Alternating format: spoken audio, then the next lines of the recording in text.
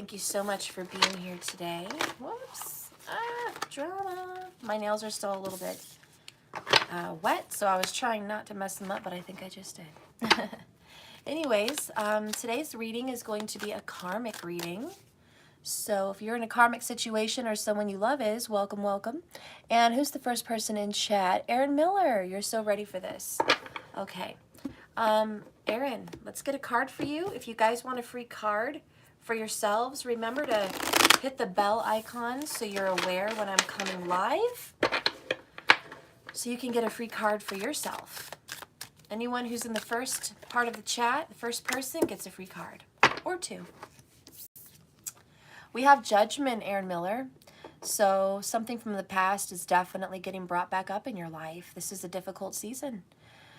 It is a wake-up call. Definitely is a wake-up call. You're reflecting. You're definitely looking back and going, what happened? What am I doing? What did I do? And what are my karmic cycles? Definitely asking that. Bottom of the deck is a lack of breaking karmic cycles, girl. We've got karmic chains in reverse. Shit, breaking karmic chains in reverse. So there is something you have to break. There's something you've got to let go of. Death was in reverse. Third party situation is there. Aaron, I haven't really been up to date with your situation, but I think if you are involved in a third party situation, you're repeating a cycle. Like it's coming back up again. Probably because of Mercury retrograde, you know? But nonetheless, you're gonna have to deal with that cycle. You know what I mean? You gotta deal with it. Okay, guys, let's get into the reading.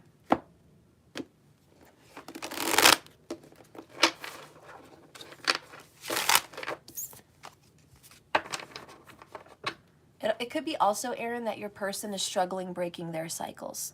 I kind of get the feeling, Aaron, that you're breaking your cycles, but maybe they're not breaking theirs. And there's some frustration, and that's why you're looking back and going, what is it this person needs to fix? So you might have a lot of questions. Maybe today those answers will come, Aaron.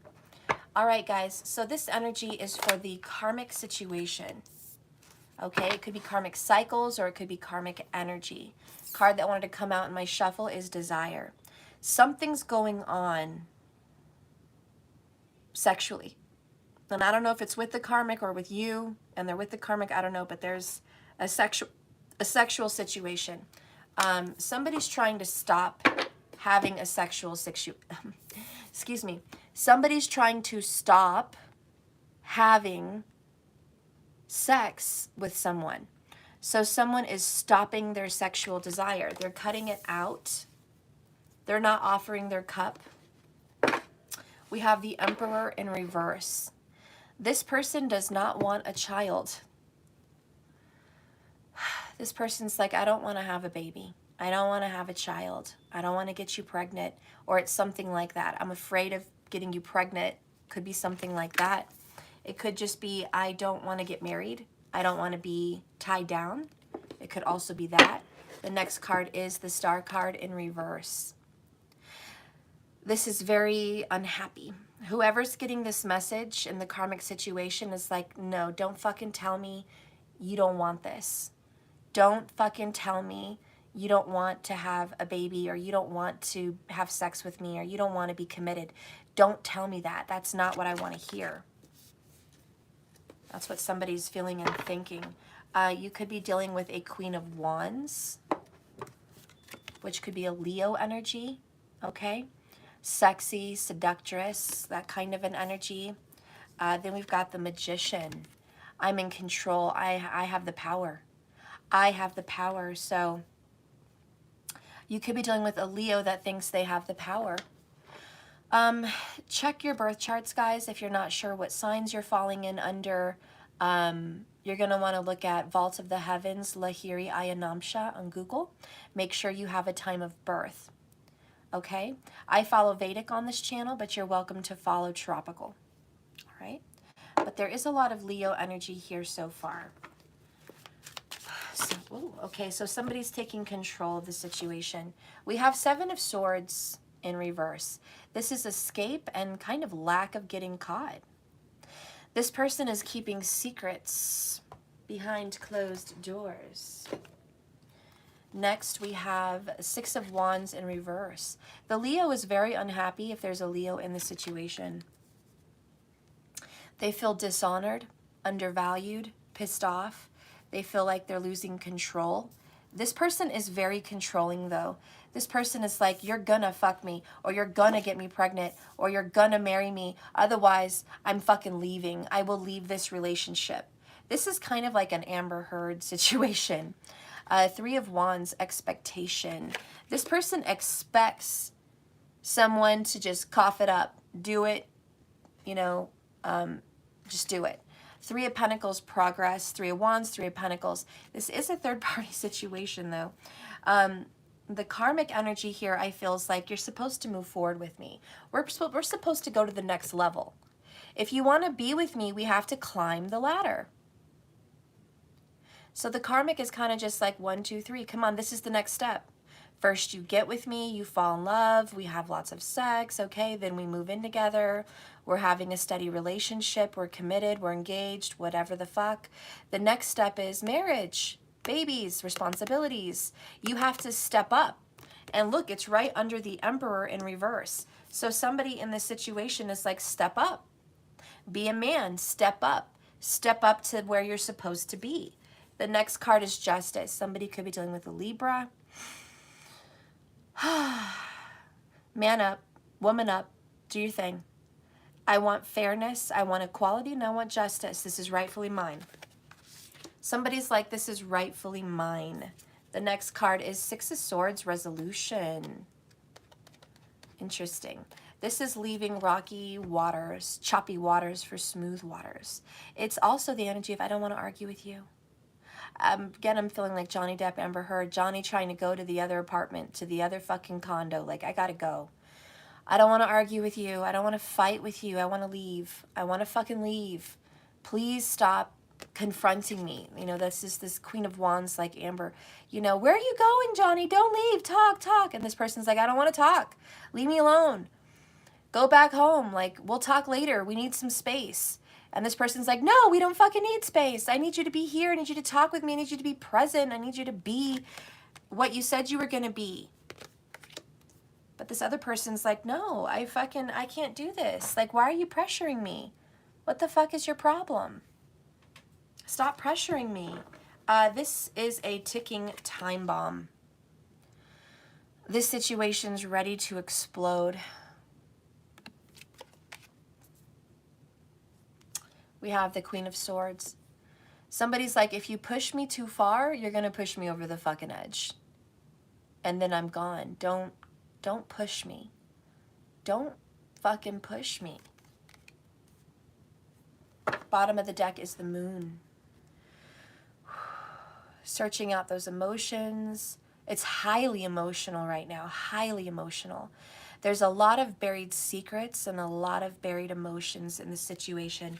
And that is at the center of this entire fucking situation. We could be dealing with a Cancer, a secret Cancer, or a secretive Cancer.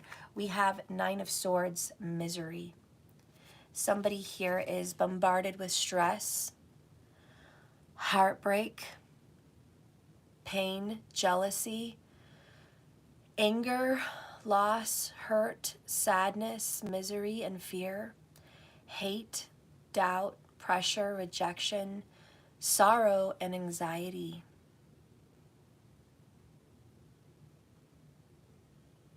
It's all written on the wall. Somebody's having really stressful, sleepless nights. Elizabeth, you had a comment there. Yes. Some people believe applying pressure is the way to go. I personally do not agree with that. Yeah, less said, soonest mended. We got that advice recently. But somebody's not saying less. If you're in a situation where you're kind of backing up and you're not saying anything, you're just like, I don't want to fight. You hurt me. You pushed me. You're stressing me out. You're confusing me. You know, illusions, smoke and mirrors with the fucking Moon card. If you're the person that's just like, I want out of this. I don't want I don't want to be pressured into this, then this person's not you. But we have a third-party situation here. We have an emperor, so an older male, possibly, a father or a husband. You know, we have an emperor here that's not acting like an emperor. We have someone that lacks in taking responsibility for one's actions. We have someone here that maybe is not doing right by their family or children. We have someone that maybe is not honoring vows.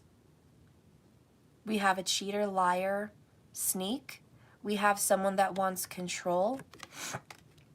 We also have someone, Queen of Wands, who is angry, bossy, controlling, upset. We could also have someone in the same energy who's sexy, attractive, powerful, spiritual. So it could be either shoe there. And then we've got another third party, the Queen of Swords. So 2 queens, 1 emperor. You figure out your dynamics. But we have another person who's fucking iced out, left out, fucking cold, isolated, shafted, done dirty. Someone that sees the truth and knows the truth. Someone that knows the fucking lies that the emperor is trying to keep. This person is aware of the fucking lies and the trickery. So we have, you know, one of 2 possibilities with the queens. One is sexy, charming, alluring, fiery, passionate, spiritual. The other's controlling and manipulative and bossy. Over here we have someone that's hurt and wounded and knows secrets and knows the truth but feels alienated, feels separated, divorced, left out in the cold. But then we also have someone who could be manipulative and bitchy, and someone that knows the truth but pretends like they don't. So we've got a lot of two-faced energy here. And this is causing maybe the Emperor or maybe all of them just an immense amount of stress with the Nine of Swords. The next one is Page of Swords. Someone, it could be a younger person. If there's the youngest person in the situation, I think it's the youngest person. It could be a child, I don't know. But there's a young person that's reaching out in love. This person's texting secretly or looking at their phone, waiting for a text. This person's messaging, you know, maybe secretly sending pictures, videos, chats, keeping secrets.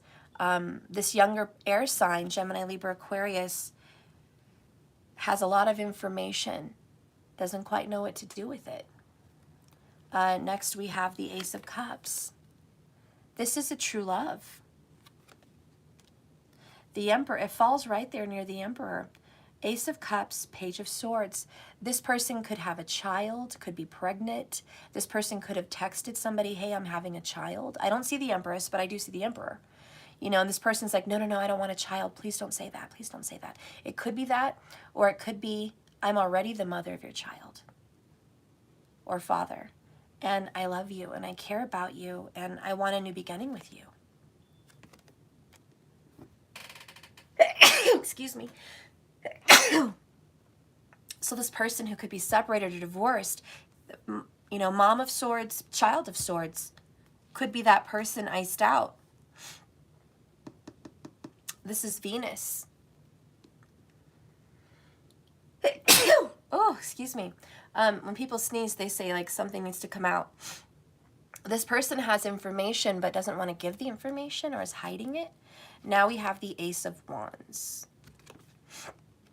We have Ace of Cups, Ace of Wands. Wow. Somebody definitely is turned on to this situation. Sorry, guys. We have someone that wants it so bad. They desire this. They want this so much. And we have the other, and to be sexual, we have somebody that's really hard. Their dick, their cock, whatever you want to fucking say, fucking hard. Like, it is what it is. This person is turned on sexually, masculine energy. For this Queen of Wands, possibly. And then we've got this person here that's super wet.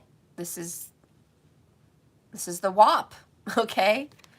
It's a wet-ass pussy right there. So we've got people that are like really wanting to have sex, really wanting to be together. They really want a new beginning, but there's this fucking drama.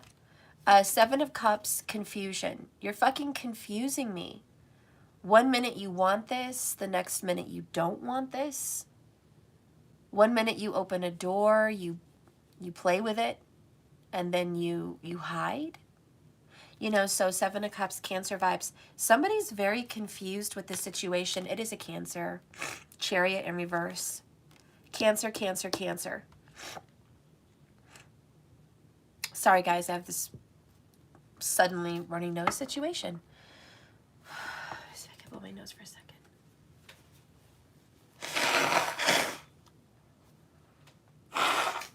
I'm sorry.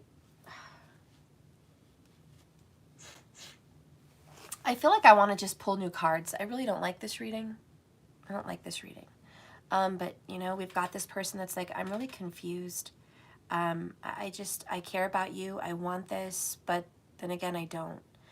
And maybe that's just all around in the karmic situation. It's like somebody doesn't know if they want the karmic and doesn't know if they want this other third party. So this person is very confused, pushed and pulled, and that's why this person is having sleepless nights. I'm just going to keep it up as this person because I really don't know which party's which at this time. So some person is just very confused and doesn't know, but I also have someone that is not having sex. This person's like, I'm not doing it. I'm not entertaining in it right now. I'm just not.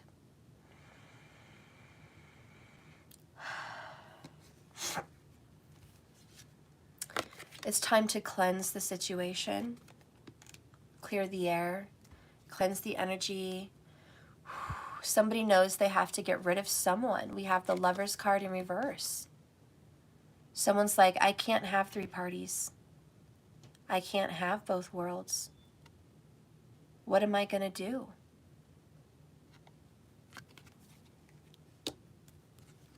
The Devil card in reverse. The answer is, I need to let go of whatever I feel I'm addicted to. I need to let go of sexual desire. I need to let go of fantasy. I need to let go of what I want. I need to conquer my demons. So, okay, I'm definitely feeling like it's the Emperor energy saying, I want to conquer my demons. I don't want to dive into any sexual energy. A, I don't want a child right now. I'm putting my foot down.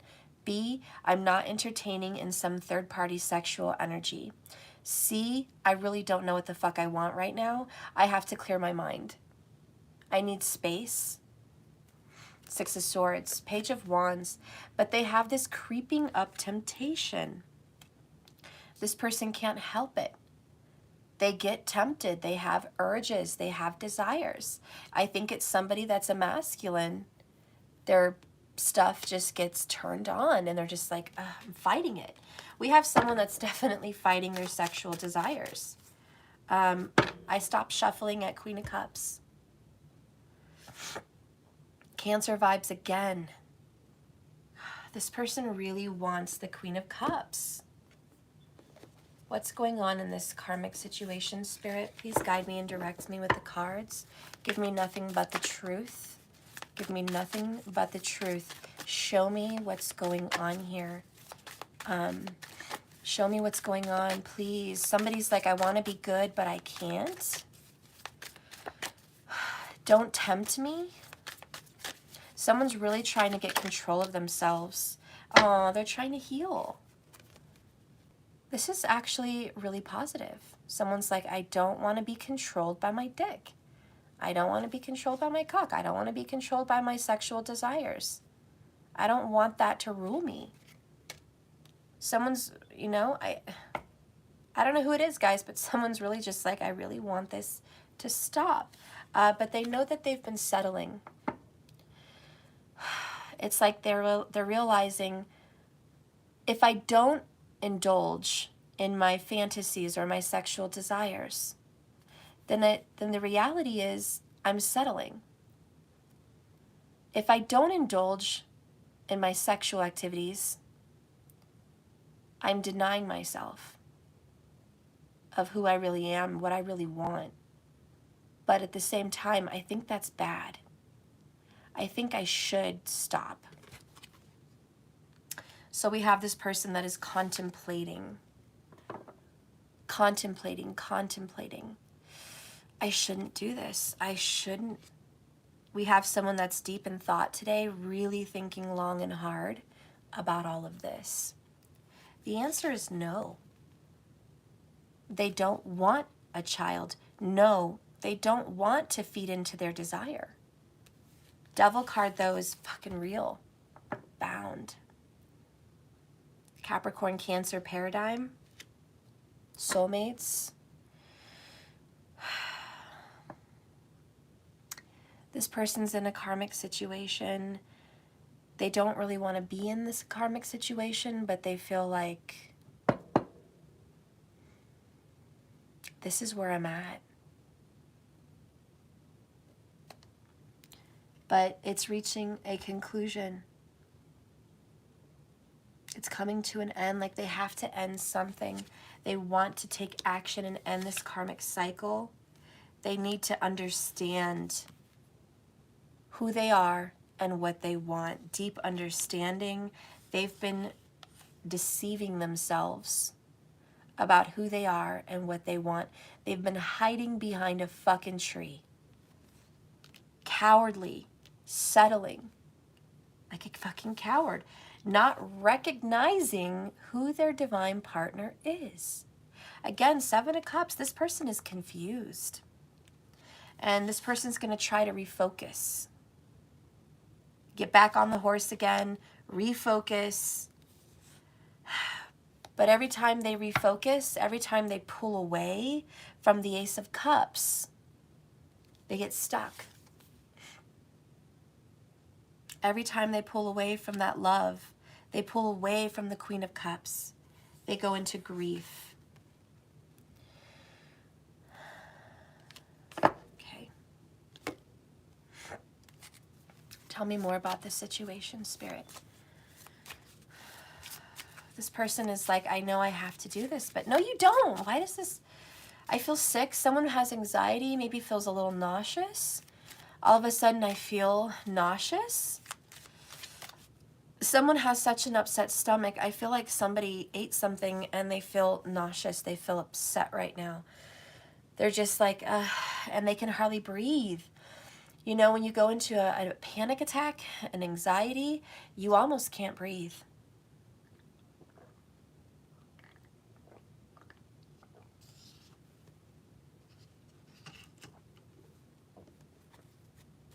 Oh, they feel like they're pressured right now. Right now. Someone's like, make a decision, make a decision, make a decision. And this person's like, fuck off. Just go and fuck yourself. Leave me the fuck alone. Can I have some space? I don't know what I want. I don't know what I want. Well, damn. Okay. Well, we're getting answers, aren't we? We're getting fucking answers in this reading. We are getting the fucking answers. Elizabeth, you have another comment, honey? Steph, Saturn is still in retrograde until October. Yep, since spring of 2020. Is it? You're asking me the question. Yes, Saturn is in retrograde. I think so. Wait, no. It just went direct. It just went direct a few weeks ago. Which actually makes sense. Because when Saturn's direct, he wants you to take responsibility and stop being a pussy. Saturn is like, quit being a fucking wop. You made your bed, you need to lie in it. You're a fucking emperor. You're not a little boy. You're not a little girl. You're an emperor. You're grown. Stop acting like you're a page. Saturn does not want this person to just be ignorant. The pressure is on from Saturn, and Saturn is really heavy. And Jupiter's in Aquarius, and it's just like, you need to make better decisions. You need to stop. Jupiter's also heavy. It's a lot of pressure. Jupiter's presence is very noticeable in Aquarius. And it's like about morality. And it's about doing the right thing. And funny, we have so many Cancer cards. Because when Jupiter is in the sign of Aquarius, Vedic astrology, remember, when Jupiter's there, he pretends and feels like he's in the sign of Cancer, because Aquarius is the water bearer. Aquarius makes people be more loving, be more empathetic and compassionate, altruistic, more moral justice and morality. So Jupiter is very moral and very emotional and very tied to family. So the karmic situation is the Emperor saying, I want to be more tied to family. I want to be a good father. I want to be a good husband. I want to be these things. I want to be a good son. I want to be a good friend. I want morals. But at the same time, this person has desires. This person is like, I really want intimacy. I really want affection. I really want romance. I really want that wop. I really want the wop. And their confusion with the Seven of Cups is, do I just want sex because I'm a nasty, dirty person? Or do I want sex because I'm super into this person? And that's where my chemistry lies. That's where my kundalini is bonded. And so that's why this person is contemplating. We're going to get some answers. Don't worry. I know you guys are like, help me, Steph. This is me. This is me. Help me. Okay, if you're the one confused, hang in there. We're going to get some fucking answers. What should you do? What's some advice, please, for the confused person? You want advice. You have, wow, the number 22. And it's look back at your past. Contemplate. We're still in this Mercury retrograde shadow energy. It doesn't really end till the 4th. So it's like we're in the shadow, we're in the tail. You know how there's a comet and it leaves a tail? That's like Mercury retrograde. But it's like circles of dizziness. It's like spinning somebody around and around. That's what Mercury retrograde does. It spins you. It makes you dizzy. And then when you stop spinning, you're still dizzy, right? That's the tail. So we're in the tail end of Mercury retrograde. And the advice here is stop spinning. Let things settle. You're dizzy. You don't really see clearly right now. The pressure that you're feeling, you should not be pressured like that. You need to go ahead and take some time to make these decisions. But you do have to look back at your past actions.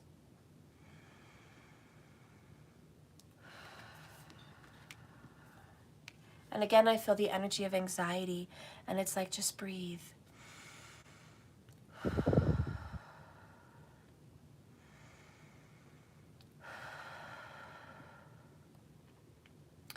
I need you just to breathe with me, guys. If you're in this karmic energy, just...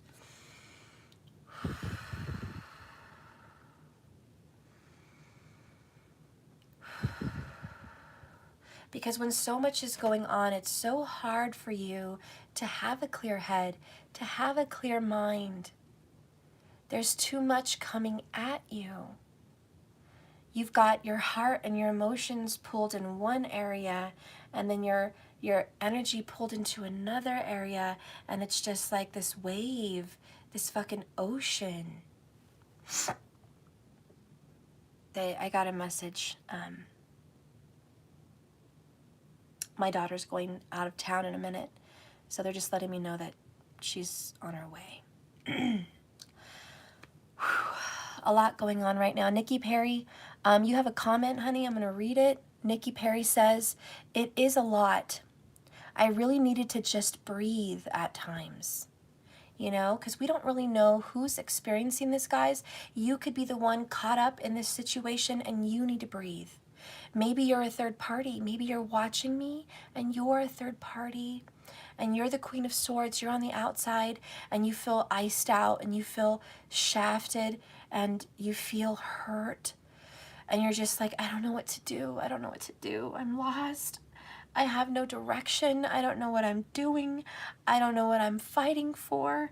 I don't know what I'm doing anymore in this situation. I should go. I should fucking leave. I shouldn't have any feelings. I shouldn't have any fucking feelings. I need to just shut my heart down. I need to stop feeling this. I need to stop wanting this. I need help. And you're like sitting there and I feel super emotional for you because you're like in this devil energy and you're like, please let me go. Just, I can't. It keeps bringing me back. So we have someone really hurt. Breathe, right? Just breathe. The only way we're going to fight this devil is if we're strong, is if we're grounded, is if we have our head on straight, is if we know what we want and who we are. That strength is the only way we're going to fight the devil. And what about this person or whomever this other third party is? And I feel sympathy for this person too, because this person's like, I just want to move forward. I've been in a situation for years. I just want to move forward. I just want to go to the next level. I feel stuck. I feel like I'm not moving anywhere. I feel like I'm in a situation that it's not what I want it to be. The relationship that I'm in is not satisfying. I'm not happy. And I keep going after the next thing that's going to be happy and the next fix and the next fix. And I feel like a drug addict. I feel like I need a fix. Fix me. Fix me. I'm still not happy. It's like, choose me. Okay, good. I'm chosen. Now I'm happy. But then there's this anxiety and you need another fix. Tell the world you're with me. You know, fucking broadcast this shit. Let's go get married. You know, let's fucking tell our family. Let's get fucking matching tattoos and shit. Let's be together. I need that. I need a fix. I need to know that you're here and you're not going. I need security. Show me that you're mine. Be mine. Show me. Prove it. Fix my insecurity. I don't feel safe. I don't feel happy. I need more because you being with me isn't enough. Okay, so then they get their next fix. Just like shooting up heroin, man. You get another fucking fix. And then you're sitting in this relationship for a while. And then there's that fucking anxiety. Fucking anxiety. And it's like, it's coming up again. Like a third year, 3 pentacles, could be 3 years of a relationship. Could be more, I don't know, I'm just saying. But there's this cycle, and then somebody starts to feel nauseous, and somebody starts to need security again, and they start feeling insecure, and they're just like, I don't feel secure. I'm getting older, time's passing. And look, Elizabeth, it's 11:11 where you're at, girl. There you go. And it's like this person's like, I feel like it's coming up again. I have an issue. I need something else. I need something else. We need to move. We need to go to a new house. We need a new house. Or we need a new life. We need a new job. We need to pick up and go somewhere. Or we need a baby. We need a fucking kid. Like, I need to know that you're committed and you're not going anywhere. And I need you to give me a fucking kid because I'm not secure anymore. I feel like I'm losing you. I feel like I'm not happy. I feel like you're not happy. And it's like this fucking anxiety. And it's like, please just fucking give me what I want. You know, the pressure. And who knows? I feel nauseous. I feel like somebody wants to vomit seriously right now. Like, oh my God, this is me. Like somebody's like, I don't know why I'm feeling this. I don't know why I need this. Just breathe. Just breathe. It's okay. I just need us to come in here. Just come in here and just breathe. We're all freaking out. We're all looking for these immediate answers right fucking now. I need this, I need this, I need this. We're running out of time. That's lack. That's lack. Contemplation is needed. Everyone here is settling. Someone's settling in a third party, taking scraps, taking shreds, taking spare time, taking fucking bullshit, like fucking this Queen of Swords or this Queen of Wands, whomever it is, maybe it's both, they're taking bullshit. They're just accepting whatever little crumb you want to throw at me. Throw me a fucking crumb. Oh, you're not busy for 5 minutes at midnight? Oh, you have a few minutes for me? Okay, throw me the fucking crumb. I'll suck it, I'll bite it, I'll do whatever the fuck you want with it. Throw me the fucking crumb. Bullshit. That's not happy. You're not satisfied either. You're not fucking satisfied. And then we have this other fucking person who's rushing, right? It's been years. I need more, I need more, I need more. They're not fucking satisfied. Why do you want more in a relationship you already don't feel happy in? Tell me the truth. Tell me the truth. This is like, why do you want marriage with someone you're really not happy with? You really don't trust. Hello?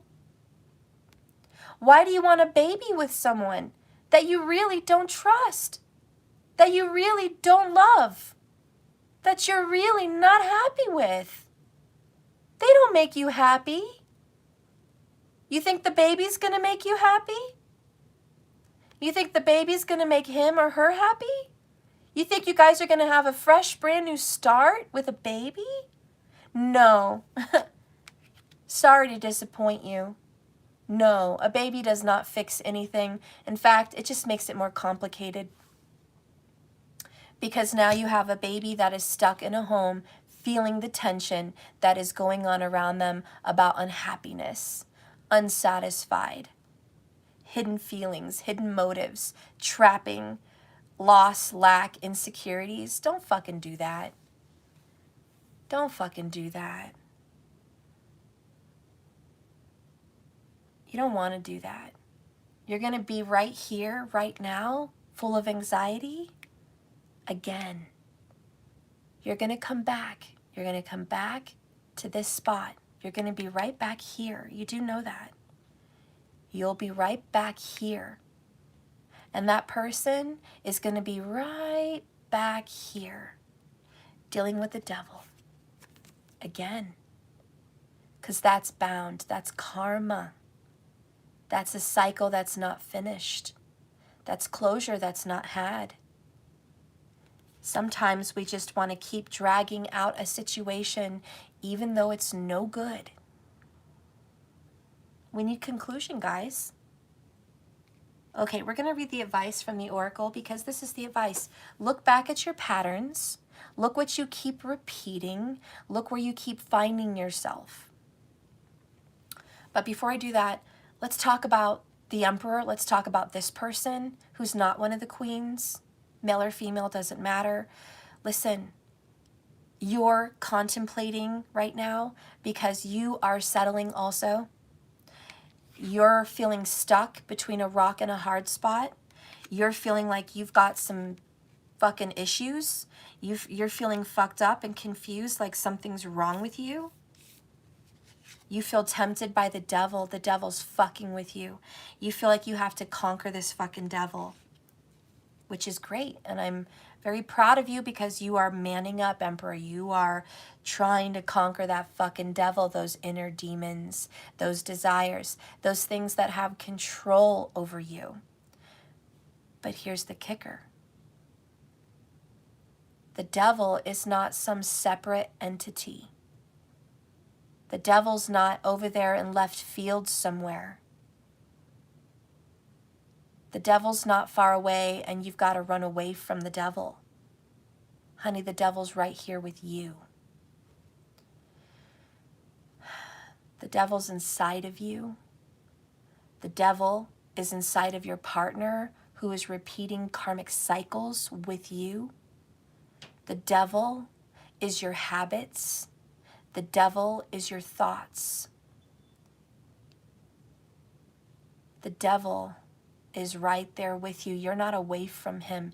He's you. You're your own devil. So the more you try to escape and run away, you're running away from yourself. You're not conquering yourself. Remember, the devil is smoke and mirrors. He's illusions. He's going to trick you. We talked about this in a karmic reading, I think it was last week, where it's like, surprise, the karmic was spirit all along, in disguise. The karmic was source, disguised in this karmic situation. You need to not be scared of the devil. You need to look at your devil. Love your devil. Say, hey, all right, listen, I'm not scared of you. Okay, you're not going to scare me off. I have desires, and they're not all bad. I'm human. I'm a spirit having a human experience. I have a body. I have sexual parts. They need to feel good. They're supposed to feel good. I was created to experience love and sex and pleasure. I'm not evil for wanting those things. Those are good and they're healthy. It's even said by doctors, if you don't enjoy yourself sexually, you can hurt your health. You can have heart attacks. You can have kidney failure. You could have memory loss. You can have prostate issues, big time. There's a lot of situations, health-wise, for not being sexual. Even women have health problems. So we've convinced ourselves that pleasure and sex is evil, but it's not. It's very, very good. But it's how you use it, correct? It's like you can use a gun for protection, or you can go out and hurt people. It's how you use it. And it's the same with sex. You can use it to pleasure yourself and feel beautiful in this world, or you can use it to hurt people. It's a weapon almost. But you have to conquer your own situation. So, Emperor, it's okay to have these feelings. You're sitting here in grief, stressing, trying to Knight of Cups in reverse, Page of Wands upright. You are denying your emotional desires. You're emotionally desiring to feel good, to feel pleasure, to feel connected to another person. You're denying that. That's not good. Yeah, there you go. Paris, sex is not the enemy. Absolutely. Sex is not the enemy. It's people that use it like a weapon that's a fucking enemy. It's supposed to be between the lovers. Pleasure is supposed to be erotic, tantric, soul-inspiring. It's supposed to be passionate and fiery and beautiful and cosmic. It's supposed to take you from one level to the other. It's interdimensional. It's supposed to take you from the 3D to the 9D, honey. It's supposed to just rock your world. Rock your fucking world. But when it's in reverse, because you're in a third-party situation, you can't fully give yourself. You're only half. This is like someone getting blue balls. I hate to put it that way, but it kind of is. It's like you start to do it, but you stop. Now you're suffering. And that's what this is. It's like, I fully want to go into you. I fully want to be with you, but I'm stopping. I fully want to let my passions, my emotions, my body flow into yours fully. Like your soul's like trying to melt into this person. Like, I just want to just be in you. I just want to melt into you. I want to fully be yours. I want to open my mind, my body, my soul, everything. I just want to let it all out. All out. It's that desire, right? But then there's this stopping point. It's like, I'll let you touch me. I'll let you suck me. I'll let you almost fuck me. Or maybe not. Maybe I'll just tease. But we can't go any further. And that's blocking. Settling, and it's sick, it's unhealthy, it's not good for the soul. So that's one party. And then, Emperor, you're with this other person. whom it's the same situation. They want to be all of you, full of you, into you. They just want to suck you in and just, right? And they want to just absorb you. And they want this child with you. Like, I want to absorb your energy. This is a succubus. This is an energy vampire. I'm sorry to scare you. And maybe you should Google it, look into it. What is an energy vampire? What is a succubus? I'm not saying that person is fucked up, like, on purpose, but I'm saying their energy is like that. They're an energy vampire.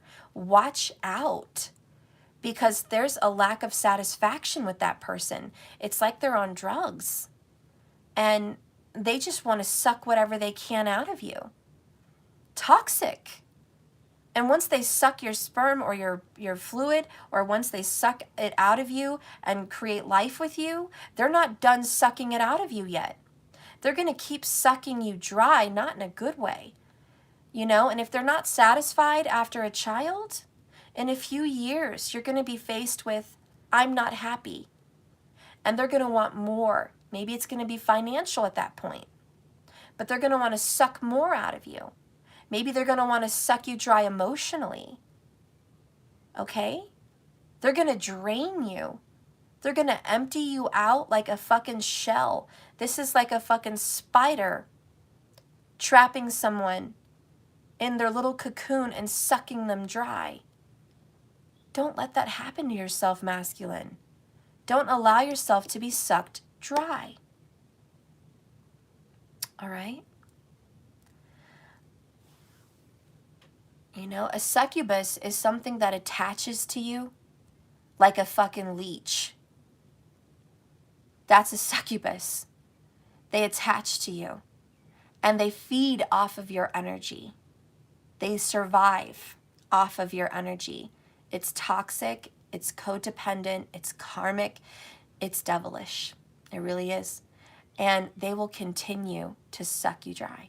Energetically, spiritually, emotionally, mentally, physically, everything. That's not an empress. It's a black widow. That's not a fucking queen of cups. Okay, that gives you water and life. Maybe it's that queen of wands that wants to burn you. Dry everything up into ash. I don't know. I don't fucking know. But talking to this masculine, it's like, listen, you've got somebody that wants to give you water and give you life and feed you and nourish you. Somebody that wants to share their energy with you and inject you with love and inject you with passion and inject you with feeling good. It's like they're filling up your cup. That's the true love. The true love wants to fill you, not take from you.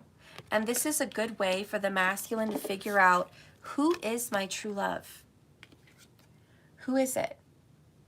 Is it the person I'm committed to that's sucking me dry like a leech, needing more and more and more from me because it's never enough?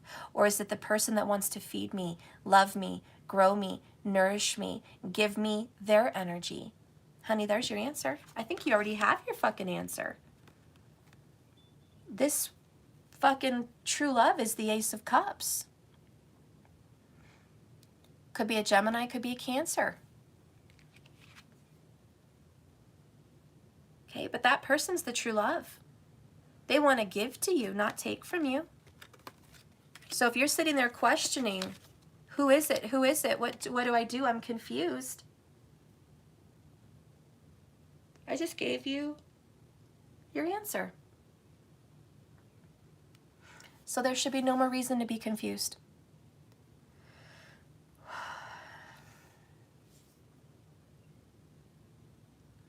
But I think that's why the Emperor has to sit back and just kind of contemplate. I hear the birds outside and it's really calming.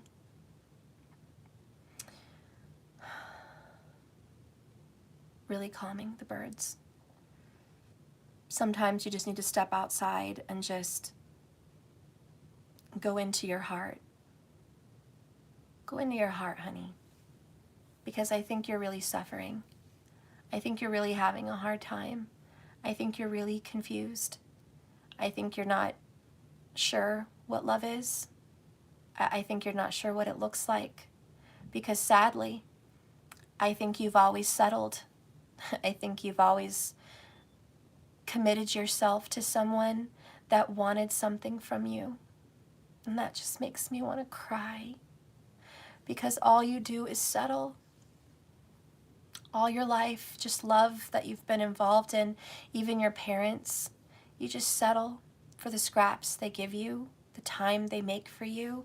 I feel like maybe you grew up with step parents or, multiple families situation, and what are you giving your kids? Probably the same. Multiple families. It's like you're trying to recreate your family and you don't even realize it. You're recreating your broken home. You're recreating your parents' broken marriage. You're recreating your dad or your mom's lack of love for their spouse. And it's so sad. You're settling because your dad settled. You're settling because your mom settled. They weren't really in love. Not anymore. Maybe at one time.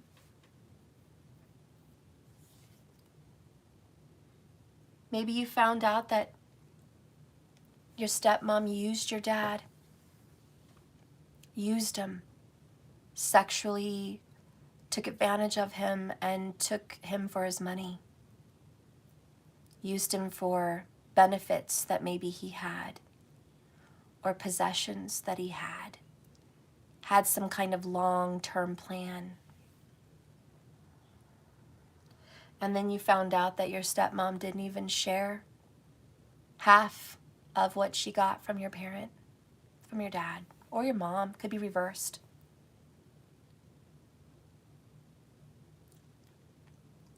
Maybe you feel angry because a mom's real love would be to give you everything. A mom's real love would be to be like, this is yours. Your dad loved you. He loved you so much. He loved you more than anything. And he did above and beyond to take care of you. And I know that if he saw you suffering, and I know that if your dad were here, he would want you to be taken care of and he'd want you to be okay. So I'm taking whatever I'm getting and I'm investing it for you. Or I put it in this stock and CD bonds for you. Or I'm giving you this, or I'm giving you that. Or I'm going to give you the house so you can have a home. I'll be fine. I'm going to move on. I'm going to marry, or I'm going to have another situation. I want you to have this home for your child and you, or your children, or your family. That's a real mother. That's what I would do. And if he loved her like a son, he would say, Mom, you don't ever have to worry. If you let me be here and the house is mine, you could live with me. I'll take care of you when you're older, or whatever. It would be a good relationship. But this situation's not like that. This situation is selfish. This situation is breadcrumbs. I'll throw you a scrap like you're a dog. Here's a scrap. Leave me alone. Here's another scrap. Leave me alone. Out of guilt, they give you scraps. And so what does this person do? He goes into relationships with women or other people, and they throw scraps. I'll give you a little bit of my time. I'll give you, marriage, a child, a whatever, but you're really not enough. So I'm going to keep looking for better. And maybe that first spouse found better, just like your stepmom did, or stepdad. Maybe they went off and found better. Bye. I don't want you. I don't need you. I discarded you like trash. You really didn't mean that much to me. I said you meant the world to me. I said vows with you. I made a child with you. I made a home and a family with you. But who said that was enough? 444 on the clock when I looked up. Divorce, separation. Isolation and abandonment. Sound familiar? Sound like your parents' situation? In some certain way it is. Then you get into another situation after that. Same repetitive karmic cycle. Did you notice something identical? Absolutely identical, which is a cycle, which is a pattern, which is self-harm. And you got involved with somebody else, again, for maybe the same reason, maybe a child. It's like this paradigm you can't escape from, this loop. Your parents came together probably for a child. That's probably why they were together, for you or for your siblings in some way. They were there together for you, not for love. And then you get into another situation, it's the same thing. You're together for the child, and it doesn't work out. Then you go to another one, same shit. You come together for a child. And you're recreating your family over and over again. This is your hell. This is a living hell. This is your karmic cycle. Even if this isn't your exact dynamic, do you understand what I'm saying about recreating your family over and over and over again? You're recreating your family. It's the dynamic. And, you know, you probably got involved with it again. And you know what? Maybe it ended already. Maybe it hasn't ended yet. But how's it going to end? It's going to end the same way. Discarded. Breadcrumbs. You're not enough. I'm not happy. I'm moving on. I sucked you dry. You didn't mean anything to me. How could a wife do that? How could a husband do that? How could someone say, you didn't mean anything to me? I'm moving on. It's over. How could they move on and go say, I met the love of my life? The love of my life? They're going to go off and go get married where? In Switzerland or freaking Mexico? Happily ever after? Like a fucking fairy tale? And you didn't mean shit? Your body, your mind, your soul, your tears, your truth, your past, your essence, it didn't mean anything to that person? They could just leave? Well, I really didn't take marriage that seriously. I really didn't get married because my heart and soul was bound to yours. I got married because we had a kid. Or I got married because there was financial security. You see, I never really loved you. I was there for something else. Burn. That's the sting. That's the fucking sting. And I think, you know, the Emperor here needs to realize it. It was never really love. It was never really love. Christine, mine did, unfortunately. Yeah, it's never really love. And that's the truth about this Lover's card in reverse here in your message. I turned it around for the sake of it earlier, but it was in reverse. But that is the truth. We have an Emperor here who keeps getting committed into cycles, reverse, for some superficial smoke and mirrors situation. Somebody keeps getting stuck as a child. I'm so sad to report that. How could that happen? Wasn't this child born out of love? Yes, I'm sure there was some love there. Wasn't this child super important? I don't know. I feel like, no. I feel like somebody grew up in a home with a lot of other kids. They were just one of many. They weren't treated special. You know what happens to people that are born like that? Guess what they do? They have an only child. Or they have super close relationships with their children that are many years apart. Someone that grew up not being given attention gives their children a lot of attention because that's their inner child. They feel like they weren't given that love. They weren't given that focus. They weren't given that security or that protection.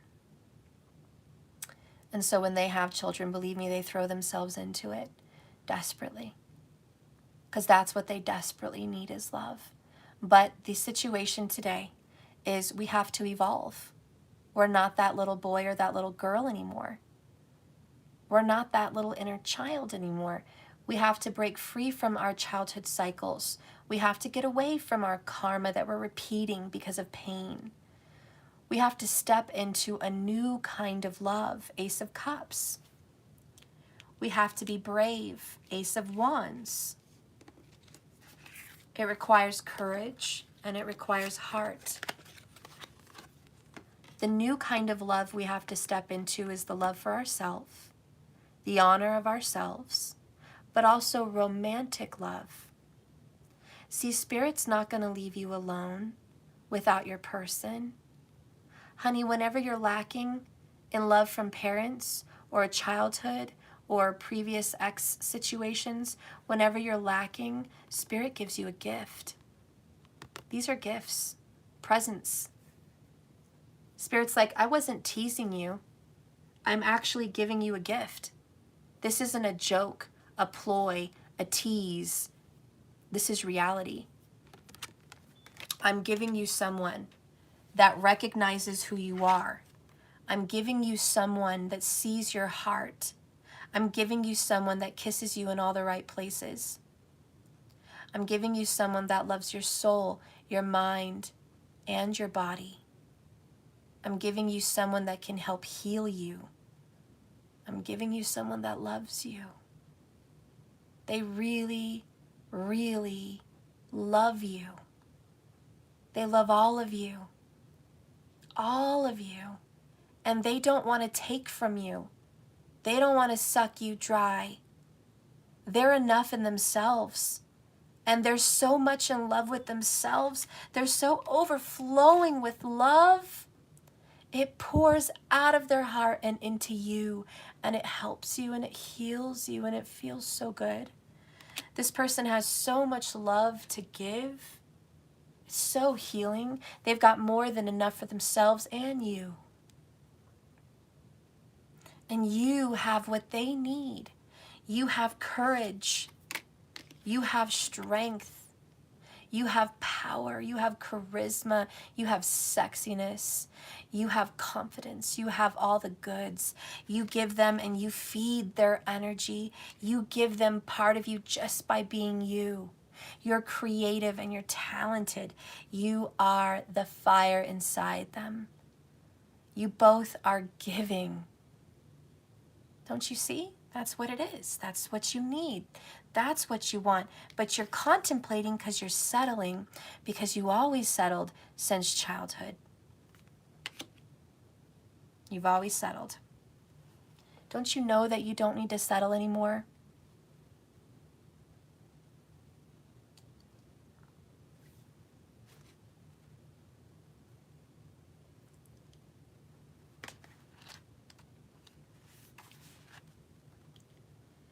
Reflections, looking back, and hindsight.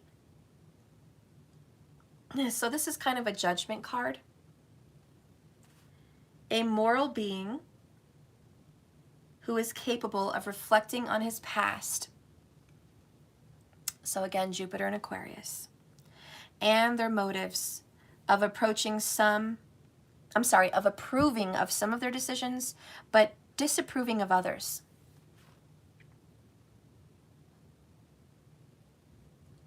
Success, failures, mistakes, and regrets.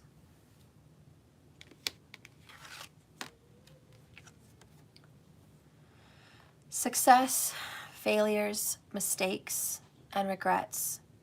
They all belong in the past, and they cannot be changed as much as you would want them to be changed. They never will. Some things should not be dwelt upon. They're too hard. They're too sad. and we should move on. But both the good and the bad have value, and they have contributed to who you are today. And they did offer you lessons that you've supposedly learned for your future decisions. So you do need to take those pieces of education to make a decision in this moment. The distance of time adds context and perspective to a nostalgic review of your past events. In this scene, a man views a selection of images from his past. A retro-styled projector is loaded with images of other cards from this deck. His expression is neutral. It's unclear whether the projected images are giving him memories of love or pain, even regrets. Probably like any photo album or catalog of the past, it will be a mixture of both. Do not dwell on the past. There may also be a tendency to overlook some details and remember the past with emotional bias rather than accuracy. And I'm going to give an example what they mean by emotional bias without accuracy. Let's pretend you ended a situation and you thought you had good reason. So you ended a situation, let's say you ended a relationship with somebody. And you really ended it because they were doing something you didn't want them to do. I don't know, maybe it was something out of their control. Maybe they had to move for a job. Or maybe they got pregnant. You didn't want them to. And so you ended it. You broke it off. And you were like, this is not going to work. You're going in a direction that I don't want to go in. It's scary. I'm afraid of change. I can't allow that. I can't allow this evolution. I can't allow fate to happen. I cannot allow where this is headed. I have to control the outcome. I'm breaking up with you because you're not stopping the chariot. I'm breaking up with you because you're not stopping evolution with me. I need you to rewind. I need you to quit going forward. I need you to not take that job, or I need you to not have that child. I need you to just stop because I'm not ready to move forward. And so you break it off. And shit gets serious. You guys start fighting. Somebody's hurt. They feel abandoned, alienated, left out in the cold. Where's my lover? Where's my partner? Where's my fucking person? You're supposed to be with me. You're supposed to be on the chariot with me. Where are you going? Why? Why are you... Don't go. I want pancakes on a stick. I'm gonna cook me one. In the freezer, look around. It's probably under the Hot Pockets or under the ice cream boxes. Do you have hot pockets? Yeah, look around in there, please. Okay. Oh, there's a hot. Anyways, guys, so, you know, one thing leads to another. Let's say a lot of drama happens. Let's say there's a ticking time bomb. You know, when people start talking about breaking up, when people start hurting one another, it's a ticking time bomb. And let's just say it gets worse, it gets worse, it gets worse. You do one thing, they do another. You do one thing, they do another. And then you look back on the situation after all this time and you say to yourself, you know, I ended that relationship because we just didn't get along. I ended that relationship because they hurt me. I ended that relationship because they broke my trust. So you look back favorably, bias on the past situation, like, yeah, that's why we ended it. That's why we broke it off. We were arguing, they broke my trust, they fucked up, they didn't do what I wanted, we just didn't get along, we weren't meant to be, it got fucking blown out of proportion. One thing led to another, it got worse, And yeah, we broke up on, you know, for good reason. We broke up for damn good reason. That person hurt me. I looked everywhere. Okay, you're gonna have to wait till I'm done. You can reach under the hot pockets also and get the paint. Hang on real quick, guys. This is why I wanted to have you give you something before I came live, and you said no. You said no. And now I'm live, now you're here bothering me.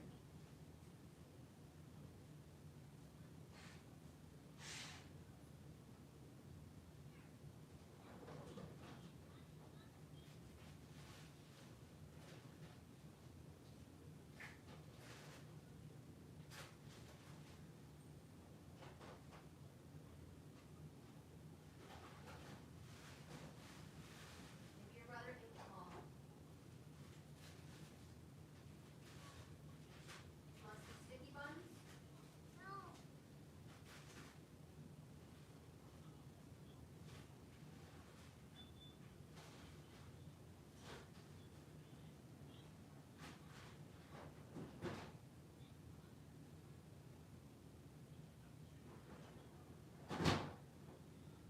Yeah, your brother ate them all. So that's all that's left. You can microwave some of this corn. Well, I'll microwave the corn.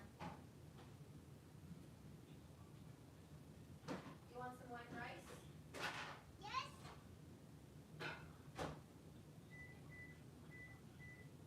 Okay, the corn's in the microwave. It's almost done.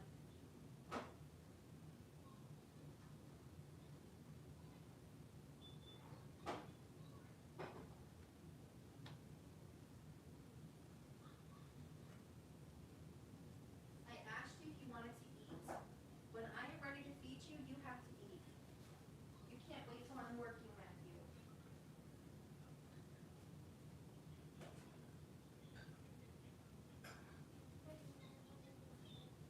You should have said yes.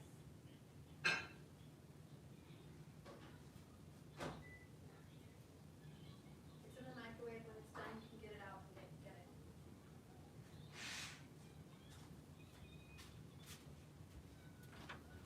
Okay, guys, sorry about that.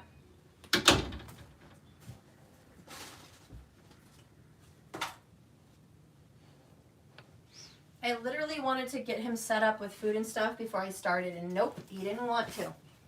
And now he wants to. Right in an intense moment of the reading, that's when it bothers me. Right when I'm into a message. Let me get my bearings, guys. I'm so sorry. I just got out of it there.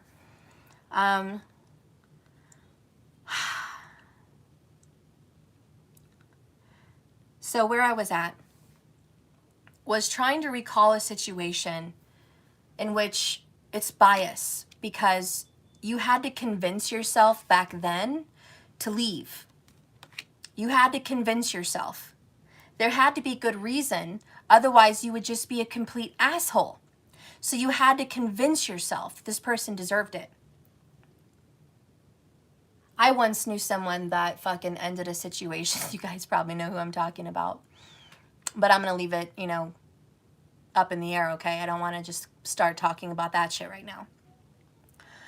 But someone hurt somebody really bad and lied. They said they told someone something. It was a lie. They never told that person something. They deceived that person. And it went on for like a month. And it was back and forth discussions. It was asking questions. Did you tell them? Did you tell them? What's going on? Lie after lie. Secrets after secrets getting exposed. Hurt. So it started with that person just creating the storm. You can't create a storm and then cry when it rains. You know what I mean? And anyways, this person did something very horrible by lying about something, a situation they promised they already spoke to someone about. And this person was rudely surprised to find out, no, they didn't. They lied. So that person gave this person another amount of time. They said, you've got a certain amount of weeks to tell this person or I will. They never did it. So then that person went ahead and told the truth to this other person. Never got a response.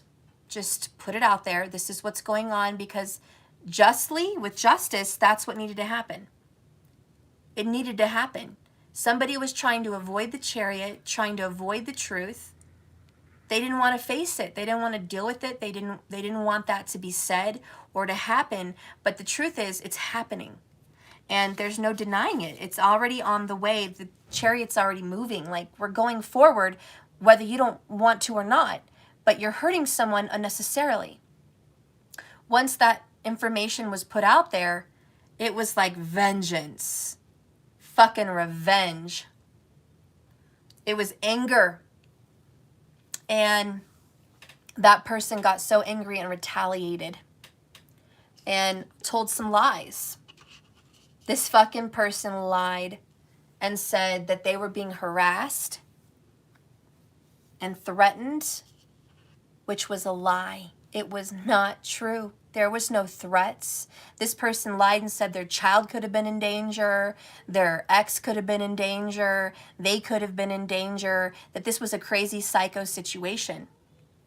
When just the night before, they hugged and kissed, and this person apologized and said, I'm sorry, I have to go. There was no fucking danger. There was no threats. That person was free to leave. There was no bombing of messages. That was all an illusion, smoke and mirrors, lies that person had to tell themselves to feel good about the revenge. So once it came out, you know, that person did some toxic reporting and started a fire. All because A, they got information they didn't want. B, there was something happening they didn't want with their partner, okay? Something was evolving and moving forward. They didn't fucking want it. The answer was no. Then being angry because that was happening. They started pushing themselves away emotionally from their partner. And it never was the partner's fault. The partner gave love, romance, affection, consideration. They said, I'm sorry this is happening, but I love you. Please don't go. I'm sorry that I'm hurting you, but I can't do what you're asking me to do. It's terrible. Please don't leave me. And this person decided to hurt their lover anyways. And then when they create the storm of abandonment, lies, they never told the other partner about anything. They just created a storm. And then they attack that person for no good reason. Just because they had to make it look like a show. They had to make it look like it wasn't what the other person said it was. When the truth is, it was exactly what the other person said it was. But they didn't want the other person to know that. No, they have to tell a lie. Just like the previous lie.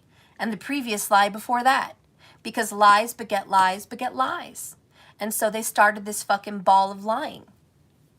And then once that lover was pushed over the fucking edge, ticking time bomb, and police are called or shit's going on, it's like, what the fuck? Okay, this has gone too far. First, you want to abandon. Second, you lie. You lie and say you tell someone something, but you didn't. You lie. You lie about your situation with how you feel about that person. Lie. You lie about how you feel about me. Lie. You're full of lies. Now that partner's hurt, deceived, shocked. And to make matters worse, the person they thought they loved, the person they thought they were moving forward with, the person they thought they were madly in love with, they're convinced doesn't love them. And on top of that crushing, terrible feeling, this person wants to attack them spiritually, emotionally, and physically, and financially. That person had wanted to involve police, put restraint orders, stuff like that, you know? for something they didn't even fucking do. They didn't even fucking do. It was a lie. And so what does that person do? They get pushed. Pushed to the edge. They can't take anymore. They've had to deal with deceit, deception, lies, and abandonment. And now they have to deal with vengeance and more lies to make somebody else feel better about their situation, which was a lie. So what do? That person that loved that person so much, they lied. They said, if you're going to lie, if you're going to be a fucking liar this whole time, if you're going to abandon, which is a lie, if you're going to say you don't want this when you said you did, if you're going to say you don't love me when you said you did, if you're going to leave when you said you never would leave and you are, you're breaking all the rules. You're breaking all your promises. You're a fucking liar. You said you did something, but you didn't. And now you're calling the police and reporting, and it's based on lies? I'm done. I'm done. And they say, if you can lie, I can lie. And that's when the devil comes out to play. Because you can only push someone that far to the edge. Devil card, ticking time bomb, honey. You can't fucking do that. You're just going to push people to the edge. And then that person stops being a queen of cups. And they turn into a queen of swords. They're like, that's it. It's protective mode now. I have to protect myself. I have to protect my kids. I have to fucking protect. I don't know if you want to have me dead. I don't know if you fucking want to run me over, cut the brakes to my car. I don't know if this fucking crazy bitch is going to be psycho and come after me. I don't fucking know what's going to happen because I don't trust you.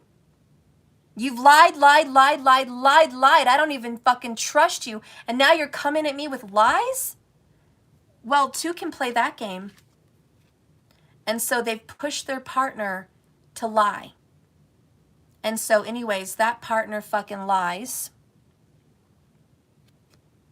Gets that other person caught up because they have the power. They have the fucking power. They have more proof than the other person to falsify a lie. So now we're in a fucking shitty ass place, aren't we?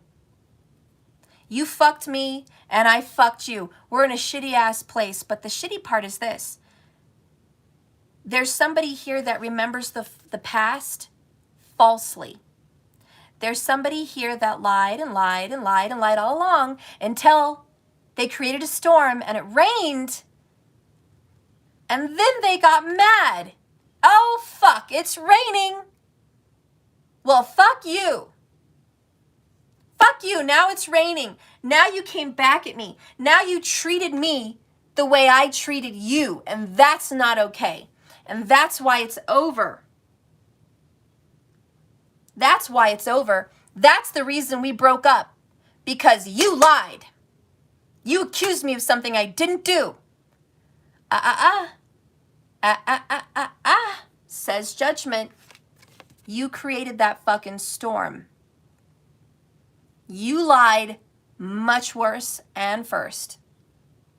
You started a trail of tears. You created a storm and you cried when it rained. That's what judgment wants somebody to look at. Don't be deceived by yourself. You have to remember, you told yourself lies to get out of that relationship so you wouldn't feel like a complete asshole. The body does that to protect itself. Self-preservation. So sometimes, yes, the body does lie to itself. Just to say, it's really not me. It was them. These cards are saying the answer is no. Whatever you think happened in the past, the answer is no. It is not how you recall it. Justice is like, it's not how you recall it. You're not replaying the past fairly. How dare you accuse your twin flame or your soulmate or your partner of trickery and bullshit when you were part of that game as well. You created the storm and you cried when it rained, and it's not fair. And now you've moved on and you're settling and you're blaming.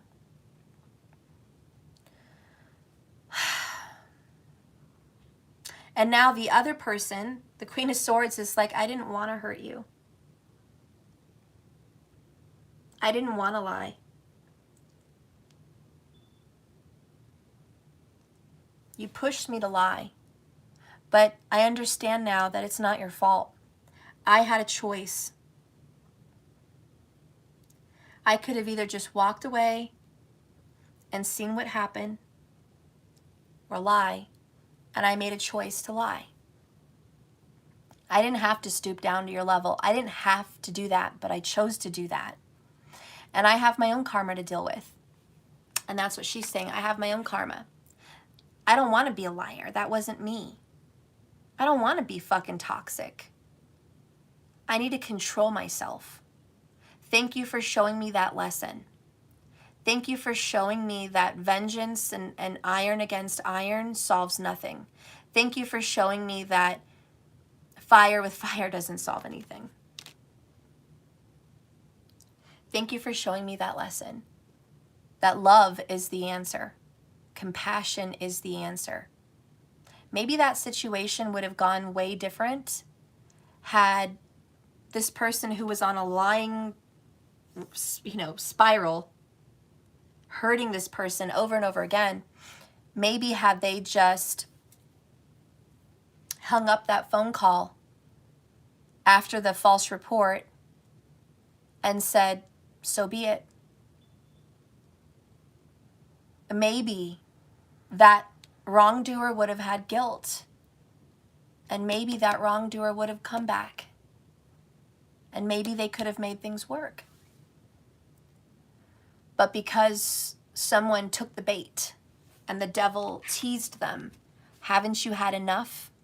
Aren't you tired of this fucking person hurting you, lying to you, betraying you? Don't you deserve to get them back a little? Come on. Two can play that game and you can play it better. Don't they fucking deserve it? Temptation. These are the lessons Judgment is coming back to teach a power couple. Did you learn your lesson? Because it's for everybody here involved, but especially the Emperor, especially the Queen of Swords, and definitely the Queen of Wands. Everyone has to learn a lesson here. Don't create your own storm and cry when it rains. Everyone has decisions and choices. It can be good or it can be bad. But either way, it's a lesson and it gets you to the right place. Let's reflect and say to ourselves, these are not bad experiences. They're all experiences and they've all taught me something.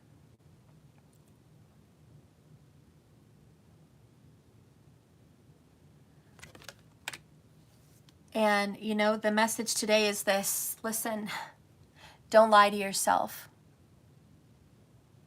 Don't lie to yourself. Don't lie to yourself. Please, please. Look back at the situation. Don't look at it favorably for you. Look back at it as a whole. And that's why justice is here. This karmic situation is a ticking time bomb. It's ready to implode. And I do mean implode because it's going to explode from the inside out. It's only a matter of time. We've got to watch and we've got to bomb.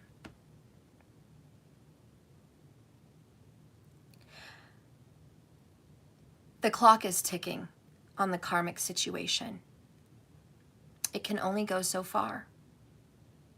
But you're watching me and you have a choice.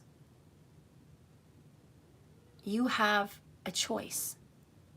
You can look back at the past, take responsibility.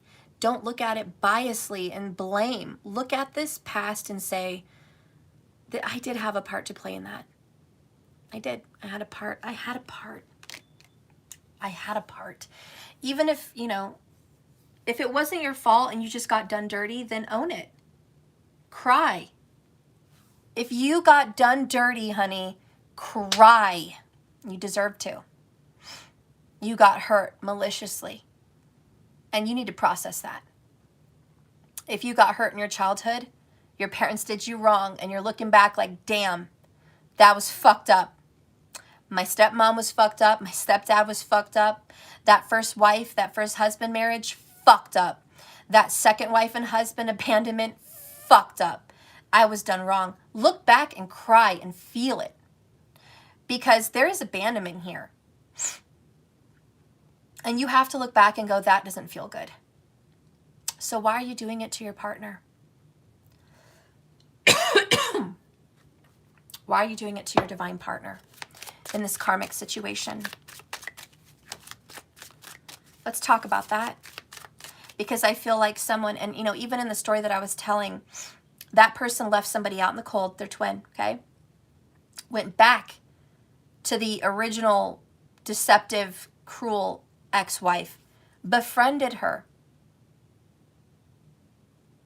and they ended up breaking up anyways. And that ex-wife didn't even love him, didn't even want him back. She just did that to fuck with him. Vengeance. She just did that to fuck up the situation. I just want to fuck it all up. Period. I just want to fuck it all up. Why?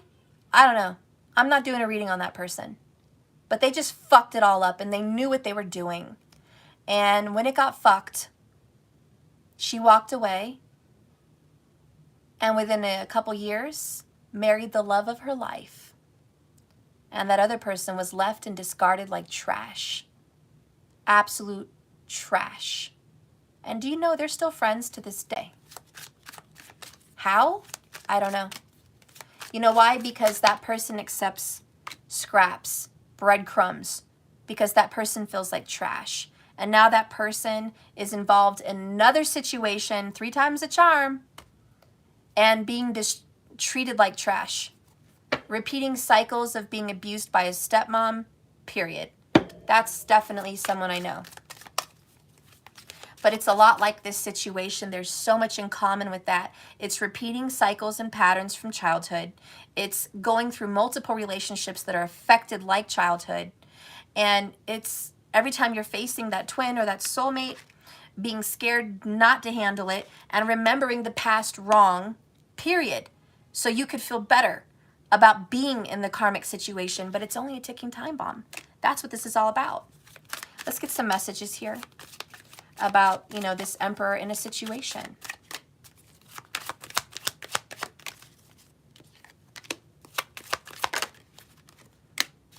All right, bottom of the deck, I want to fix this. So they do have some shred of conscience left. Somebody has a desire, please, to fix this. Like, they don't want bad karma. They don't want to be fucked in the ass like this. They're feeling the pain now because karma hit them hard. They regret everything. And if karma has not hit them hard yet, it will. And they know it. They know it's coming. It's definitely coming. Third party, there's other people involved. I've been literally saying this the entire reading. The Emperor, Queen of Wands, Queen of Swords, Leo, Aries, Gemini, Libra, involved. Next, I have been seeing you in my dreams. Maybe it's been nightmares, maybe it's been dreams, I don't know. But they've definitely been visualizing you, seeing you in fantasy, or seeing you in dreams. But they've been visualizing you. Next, I wish I could actually express how I feel. Why can't this person express? Why? Why can't this person talk about how they feel?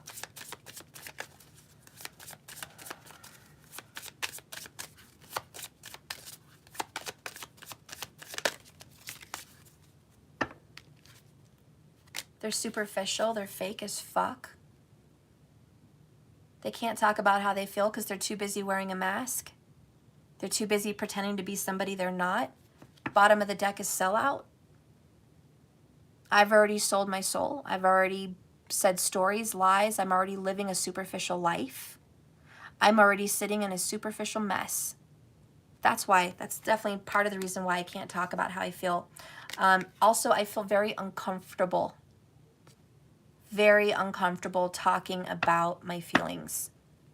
It's not natural. It's not normal. It doesn't come easy to me. It's extremely painful and really uncomfortable. Guys, this person just cannot fucking do it. They also don't like feeling judged. We have judgment. So this person hates that feeling of judgment. It's like they judge themselves so hard, they can't stand to have you judge them too.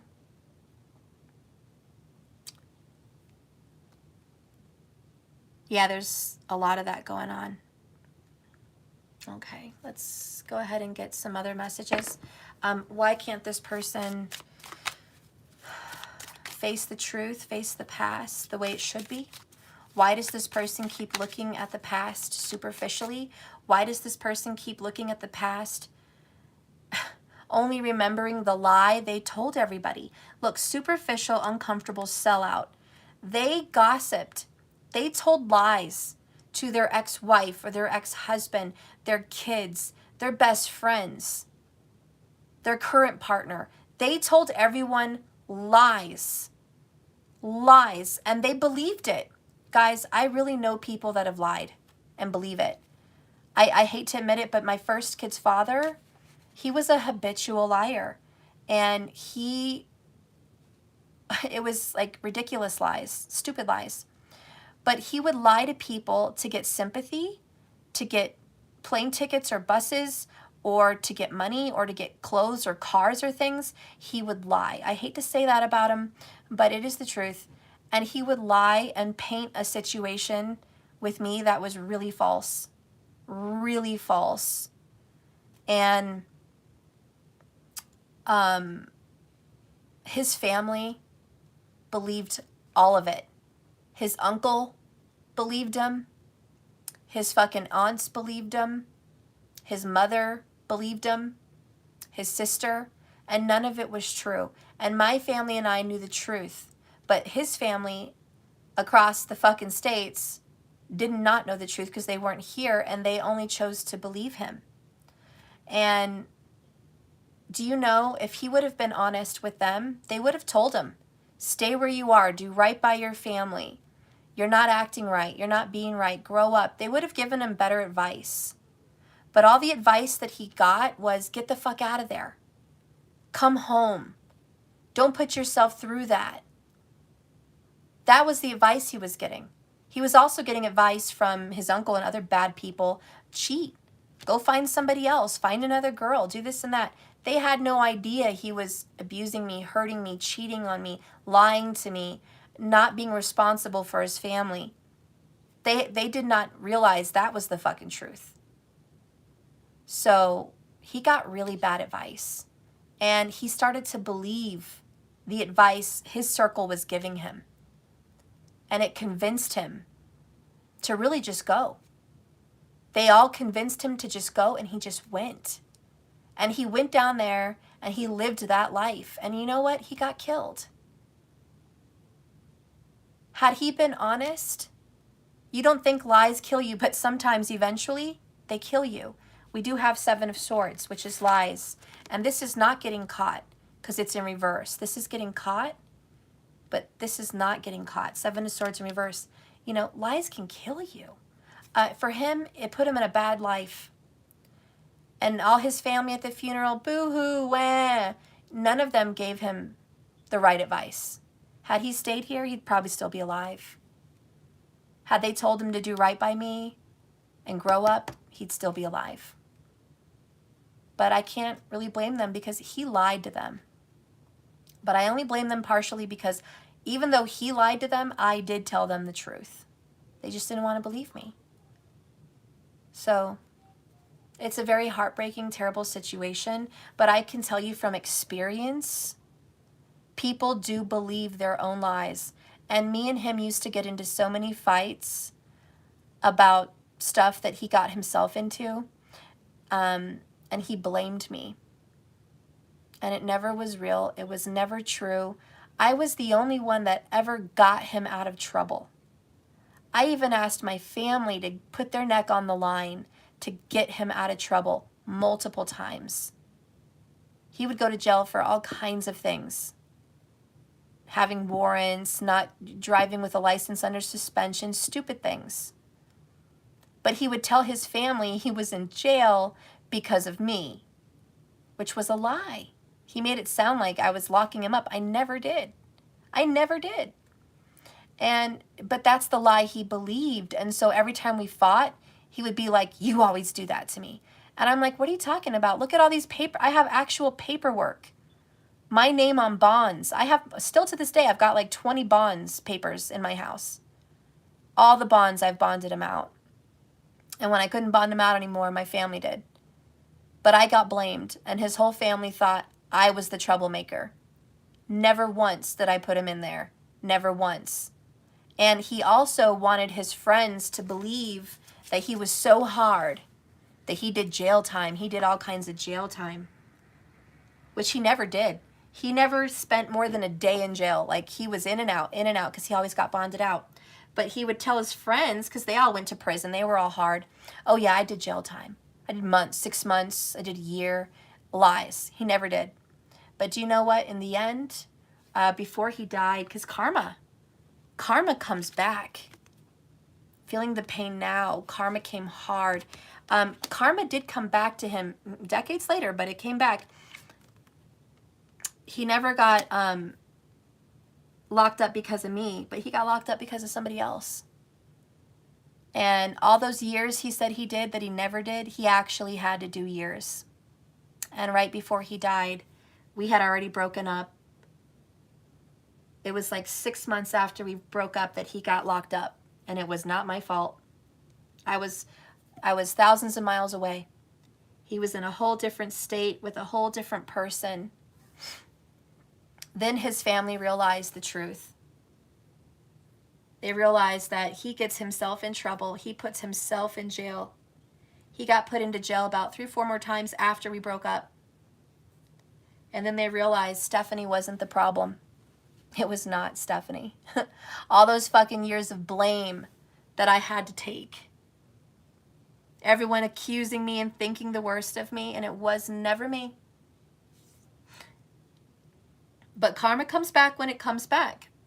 And then when everyone realized Stephanie's a good woman, you should have done right by her, you should have went back, it was too late. And when he went to prison for actual years this time, I think it was 3 years, he actually spoke prison into his life. He said he did so much time that he never did. He created it. He manifested it. He was his own magician.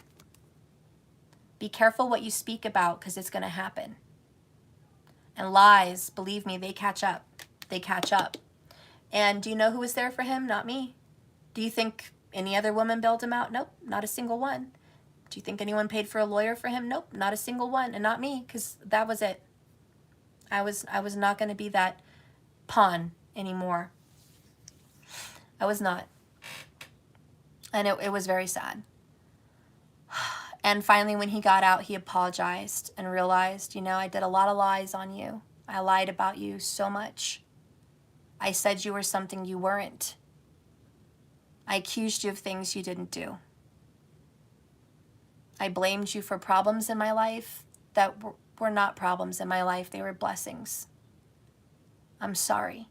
At least I got the apology before he died. At least I got him to own up to that. And that's judgment. We've got judgment multiple times in here, but that's judgment.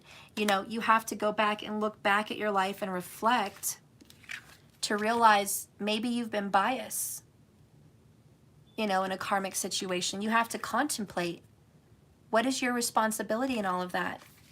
And my karma is dealing with people like this, liars that believe their own lies. So my point is this: can people really tell lies and believe them?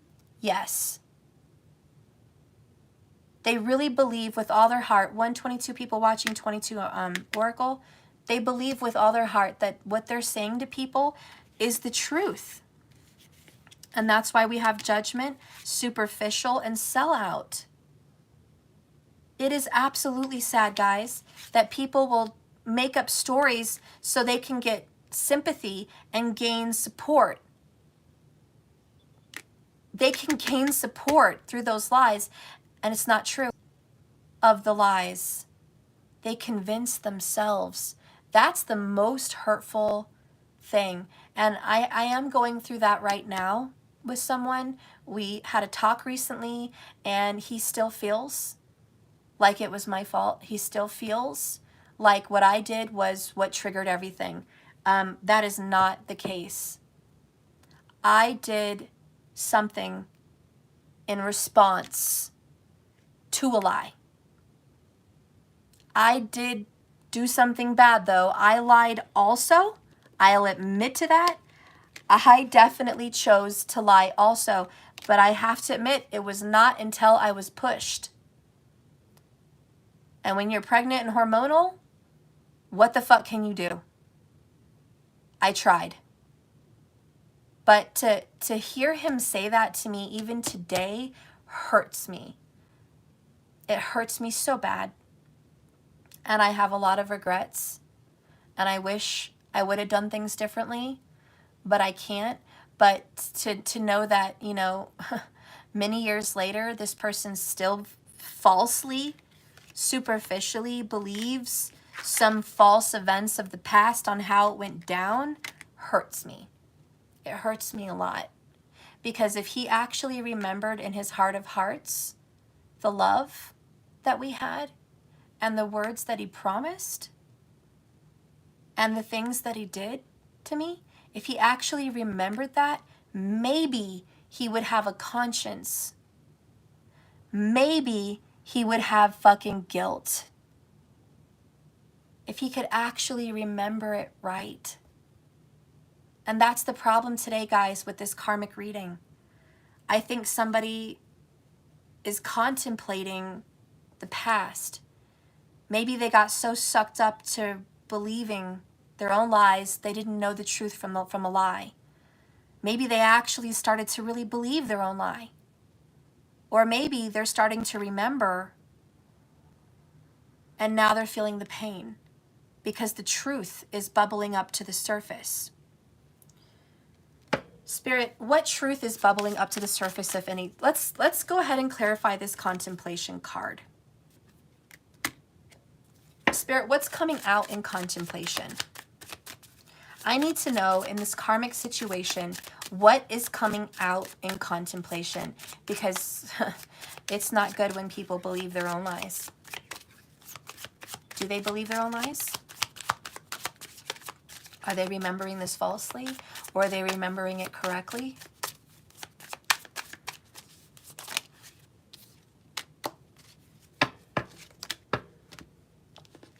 I'm not going to turn any cards over till I'm ready, okay?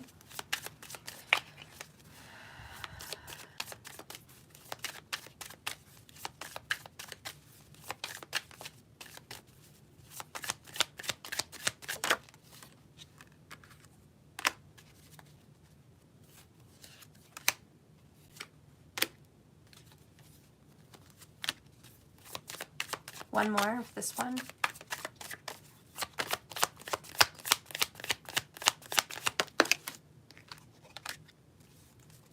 That one fell on the devil. I should keep those two together. Okay.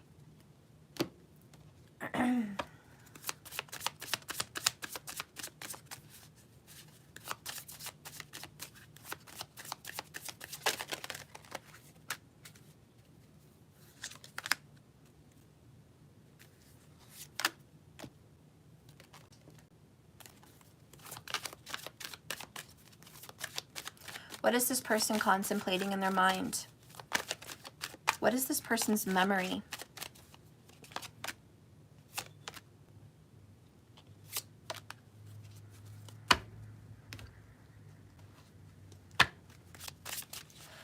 Clarify contemplation, please.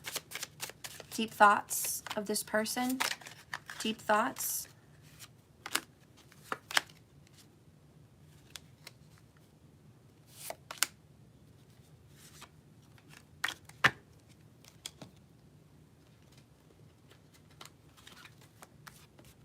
Deep thoughts of this person, please. Show me the hidden truth in contemplation.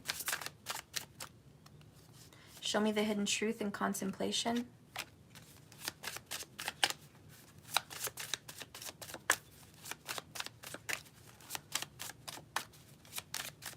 Please tell me the truth. Oh, show me contemplation. Show me contemplation.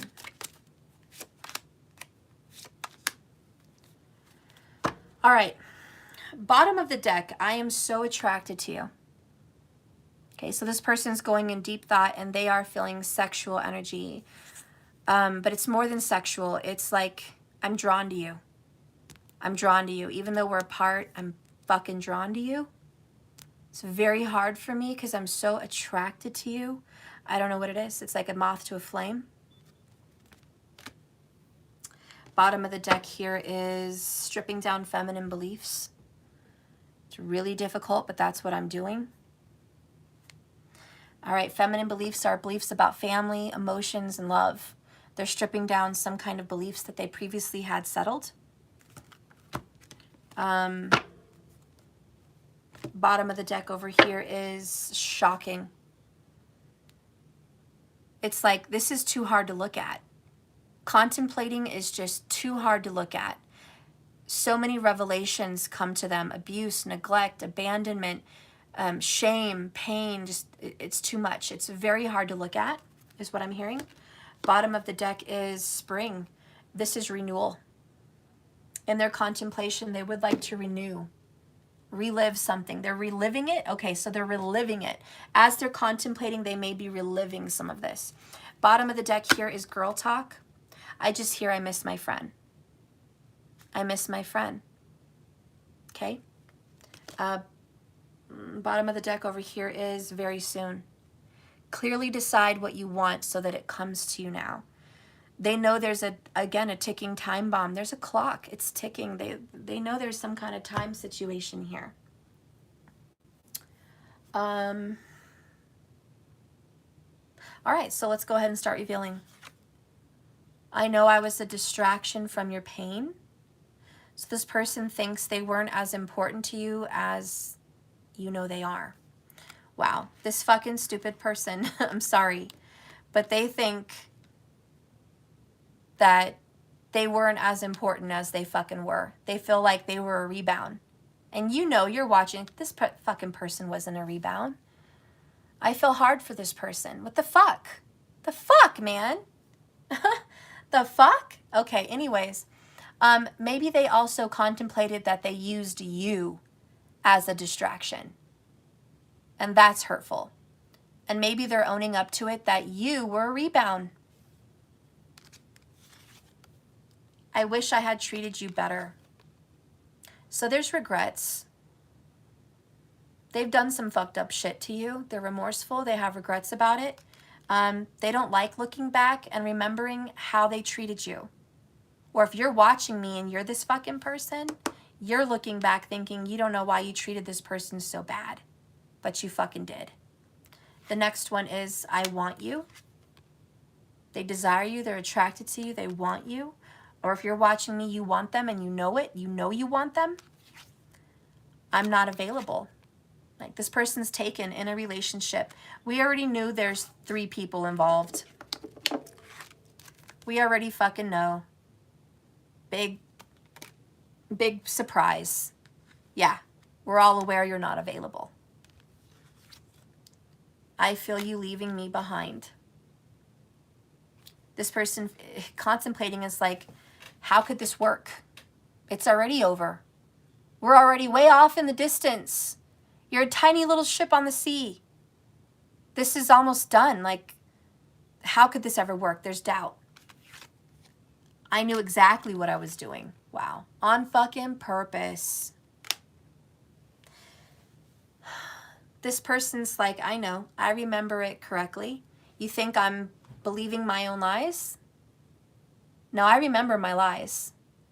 I just don't like to own up to them. Yeah. This person remembers their fucking lies, guys. Which kind of makes the situation even worse. I was under the perception that maybe somebody believed their own lies. And maybe they still do to an extent. But there's also some truth telling here that they absolutely knew the plot and the plan and where it was going to take them, which is self-sabotage. Next, photographs, looking at your photos, missing you, nostalgia. So they may be looking back at your pictures, videos, things like that. This is in their contemplation. Also twin flames, yin yang, zen, balance, union, duality, coupling, complement each other. They know you're the right one for them. And look, 333 on the clock. Thank you for that.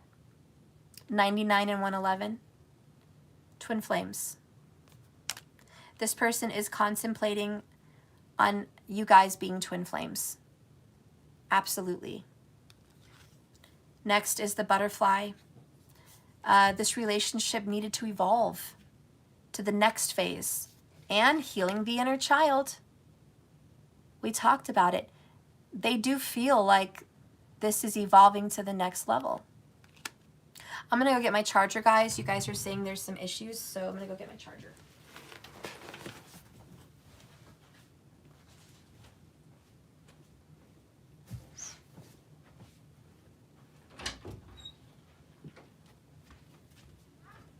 What? No more painting. No.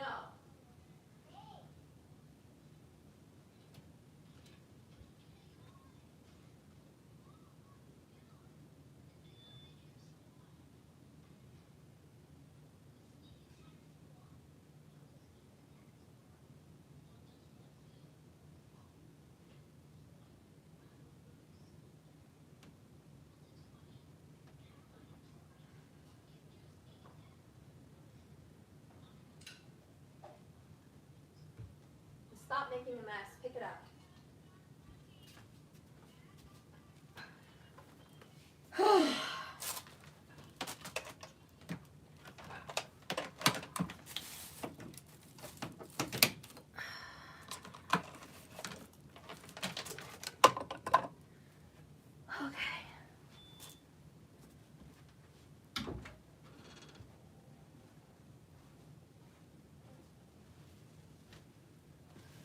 Okay.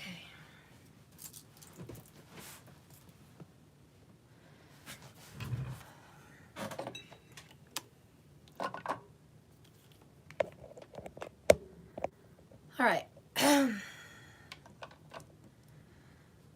So anyways, your person's contemplating right now, and obviously they know that your relationship was evolving to the next level. And every time it evolves, every time that butterfly starts coming out of the chrysalis, they sabotage it. And they realize this might be a pattern in all the relationships. Okay, 111 over there, not just yours. They might sabotage any relationship that starts evolving, like there's some kind of sabotage. Again, it's a karmic cycle.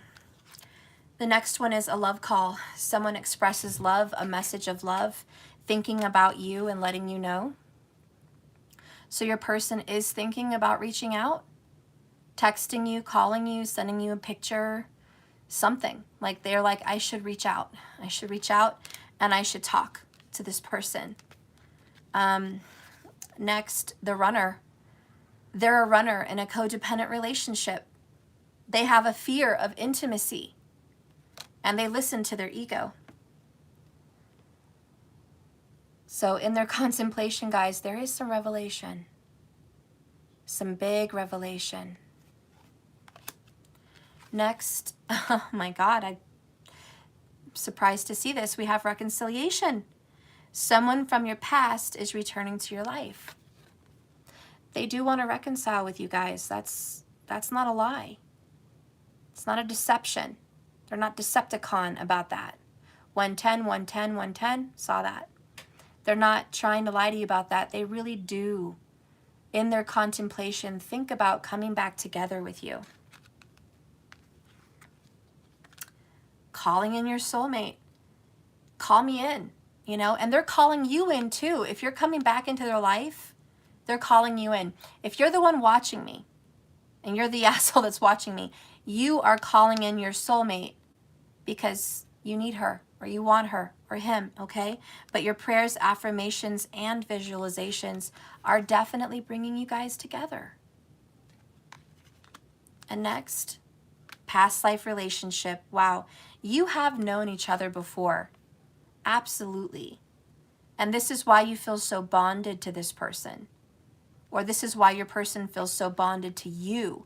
Because believe me, in their little contemplation, the runner is realizing they are running away from their twin flame.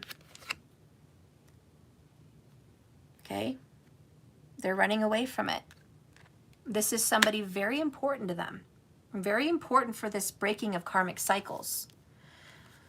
What else is in contemplation? They're robotic. They just knee-jerk reactions, man. Whenever they shut down, run, hide, ghost, lie, this is just natural. It's a robotic nature for them. They know they're one-sided. And maybe they are stuck in their one-sidedness. I mean, that could be it also. Maybe this person is just stuck in being only one-sided. Or they feel like maybe you're being one-sided, because it could go either way. But they do feel like there's one-sidedness. There's not two sides to the story here. There's only one side. So I don't know how we're going to interpret that. Next is cold. Wow. This person feels like maybe you're cold-hearted, but they're also cold-hearted. I also think in their contemplation with robotic, they shut off their feelings. So this person just shuts down. They turn to stone.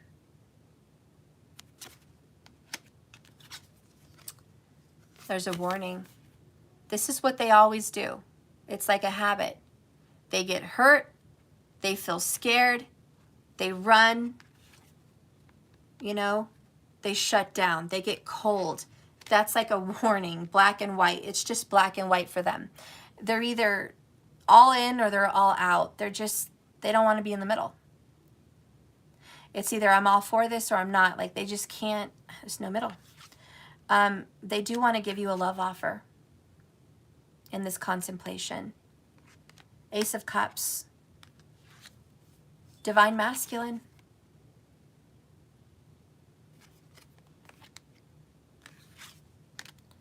Patience. It's like they want to give you this cup of love, but you're going to have to wait. They admire you. They're looking back in this contemplation. They admire you. They admire your relationship. Remember, we're clarifying this card. What's going on in your person's thoughts? This is what all these cards are about. And believe me, they admire you. They look back and they just, I don't know, for some reason they do. Next. I'm so lonely, but I just want to be left alone. Just want to be isolated. Hermit mode. They pull back. Next. I've found what my soul was searching for, and it's you. They know that you're the light. You're the light in their darkness, guys. You're the lover's energy. Okay, they know that you're the light. It's just very hard for them to get to that place. It's so hard for them to get to that place. They are thinking long and hard about this. The only thing I don't see happening in their contemplation is what's really needed, which is a decision. I don't see a decision. I don't see that they're making a choice.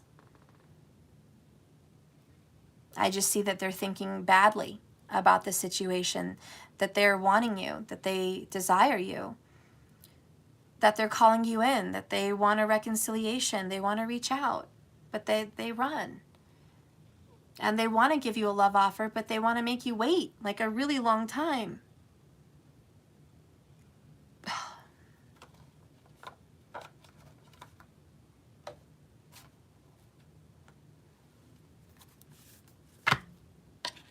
Spirit, talk to me about the contemplation. Show me this person's mind and their emotions. Show me the moon. Show me this person's moon.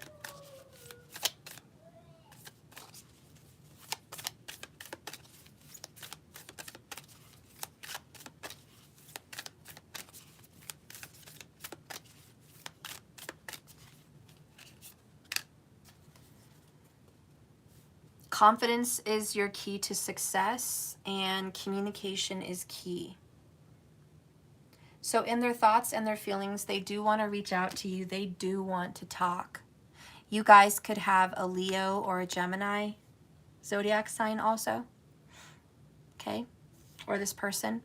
But in their mind, they actually do have the balls to text you, to call you. They do have the balls, and they've been feeling the urge to reach out to you. So even if they haven't, just know they have the urge. They do have the urge. 1:22 on the clock.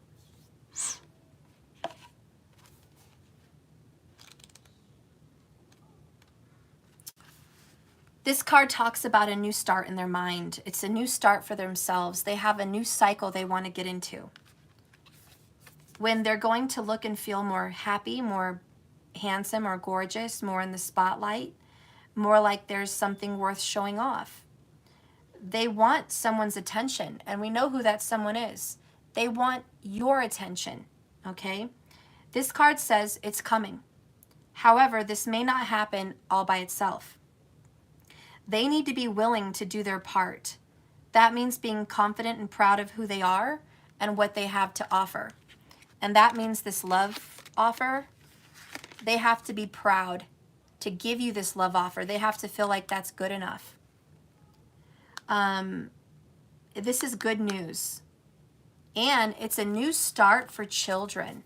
So they're thinking heavily about children because this is a new start for children, whatever that has to do with your situation. It's time for them to show the world what they've got, shine their light, have some pride, and spoil themselves. They've turned someone's head. And I also feel like in their mind, you turned their head. They want to give you attention. So that's really what's on their mind also. And the new moon in Gemini is a successful relationship usually comes down to one thing, communication. And the new moon in Gemini card is all about recreating a new cycle in communication for you guys with the person that's at the center of this reading. Talking things through is the answer to whatever you're asking about. If you guys can't talk, then you need to write it down in a journal and talk to them that way. Maybe emails or text messages, any forms of communication. They're going to help fix the issue. A new start is coming. It's time to wipe the slate clean and start over. This card could also suggest someone's been too frivolous lately. They need to get grounded. But more importantly, drawing this card says you guys need to communicate. And I know that your person is contemplating very much on communicating with you because we have reconciliation, contemplation, calling you in, love call, and communication is key.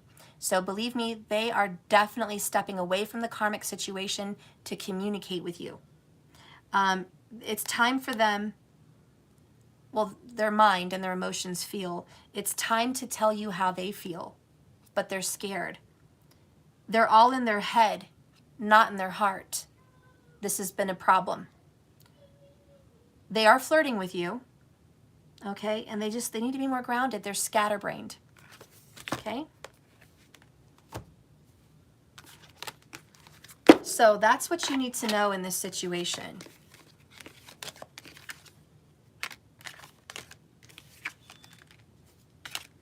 I have to get a little bit more into the karmic situation because I really accidentally got into your guys' connection because of this karmic situation. Oh, and look what came out. I didn't even realize it was sitting there. Third party. So you've gotten it twice. I didn't even pull that card out till just now, okay? So I just want to be crystal clear. We are dealing with a third party situation. Yeah, and the answer is yes. It's definitely a third party situation. If this is not your reading, that's okay. It's not your reading. Not every reading is going to be yours. Don't get mad at people because they're sitting here watching and they're getting answers and you're not. You know, don't be upset about that. Let people come here and get their answers. You know, there's going to be a different reading for you. So I don't want you to feel upset if this isn't your reading. But let me tell you, whoever needs to hear all these things, you're hearing it. And it's helping. Okay.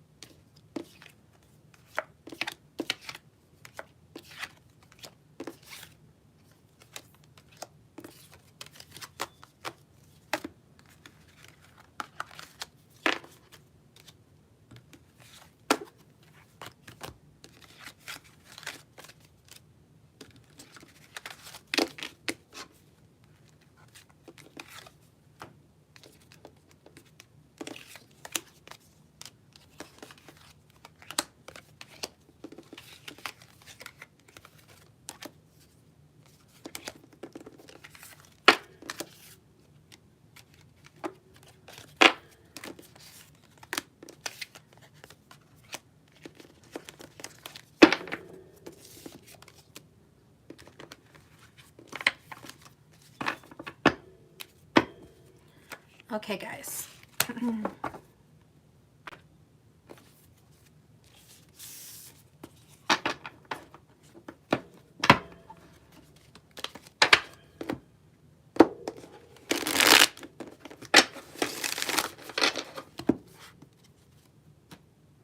Sorry, I know there's a lot of cards here just to put away. It's kind of ridiculous, but okay.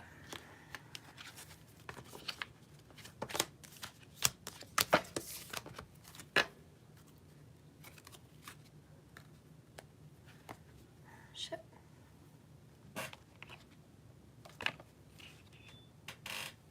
God dang it. I got a lot of cards out, didn't I? Jeez.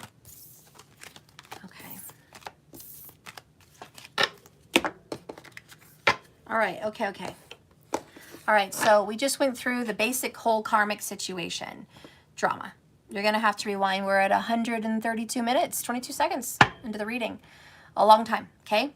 So we've already done the massive situation of the karmic situation or karmic cycles. We've squashed what's going on here.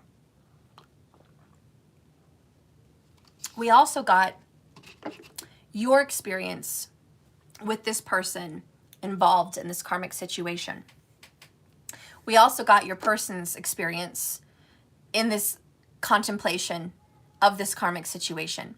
So we've killed a lot of birds already, okay? The last bird I'm trying to kill right now is what's going on in the karmic situation. Like what's going on in their daily life. Like what are they going through? Like, because you don't know, you're not there. Okay, so this is for the person who's not in the karmic situation to watch. If you're watching me and you're in a karmic relationship, then I'm going to be reading what's going on at home. You understand? Hopefully you get the dynamic of where I'm going with this.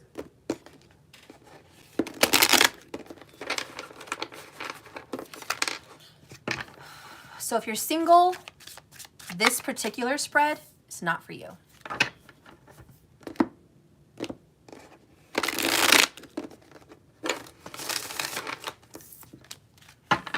Spirit, please guide and direct me with my tarot cards. What's going on in the karmic household? What's going on in the karmic household?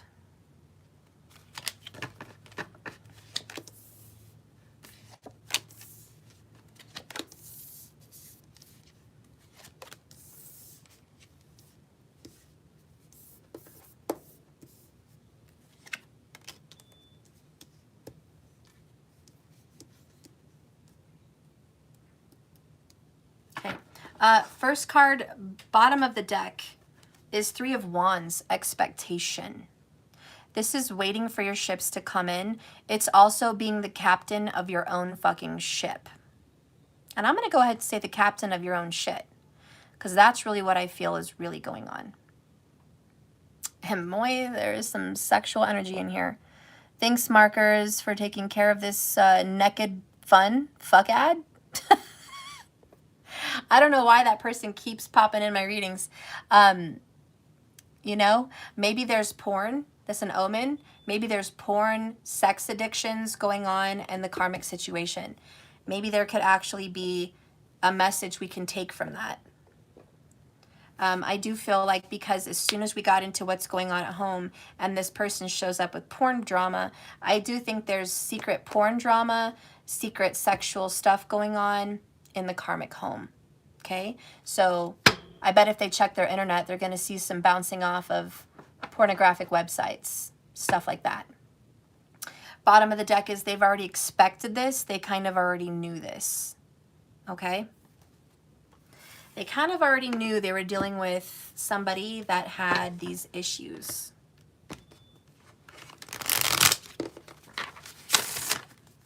What is the hidden truth, please, in the karmic home?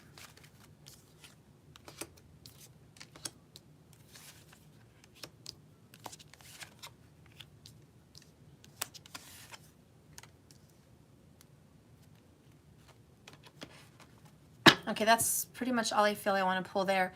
I wonder if you're happy without me. So I think in the karmic home, they have worries. Are you going to be happy without me? I don't want you to be happy without me. So there's this kind of situation where it's like, I don't know if I really want to see this person happy with somebody else.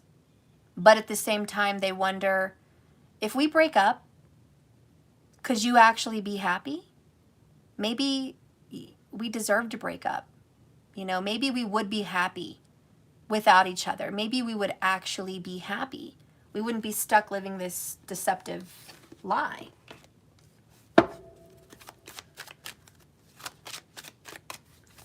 Spirit, show me the karmic home. Show me the karmic home. Show me the karmic home. Show me the karmic home.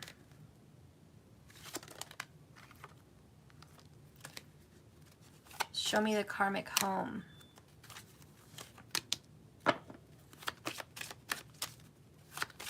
Show me the karmic home. Okay. Well, there's an omen we have very soon. Clearly decide what you want so that it comes to you now. So there's decisions being made in the karmic home, and I think there's going to be a disconnection.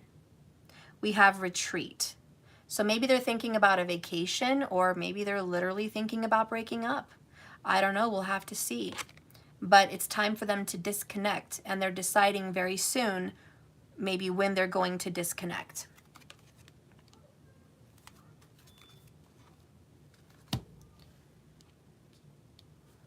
Spirit, show me the karmic home. Please use these cards to show me the karmic home. Show me the karmic home. Show me the karmic home. Show me the karmic home. Show me the karmic home. Whoops.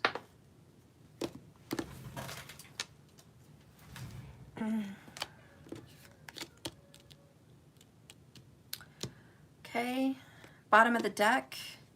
True colors are being revealed. They're starting to see who each other really is. Like, there's no more shade. Okay, I know who you are, you know who I am. There is some revelations. Big revelations.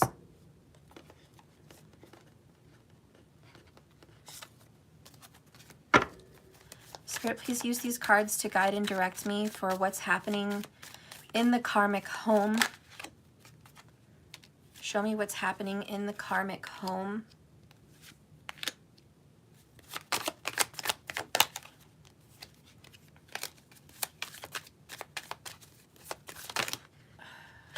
Shit. Okay, we're gonna have to take all of those. Oops, I'm not gonna fuck with them. Bottom of the deck is self-worth. We've got to work on ourselves. We are worth more than what's happening here.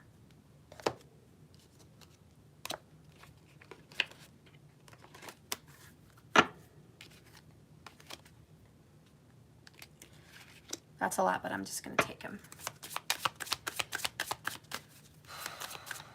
What's happening in the karmic home? What's happening in the karmic home?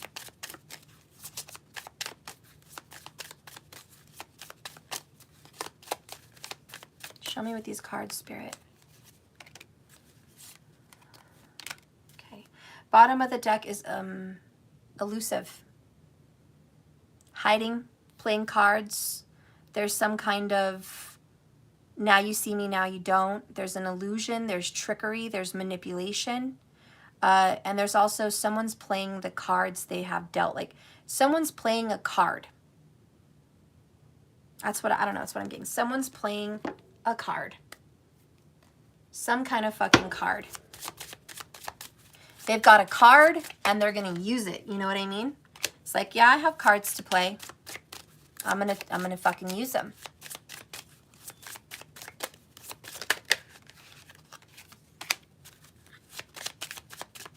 What's happening in the karmic home, please? Please use these cards to show me what's happening in the karmic home.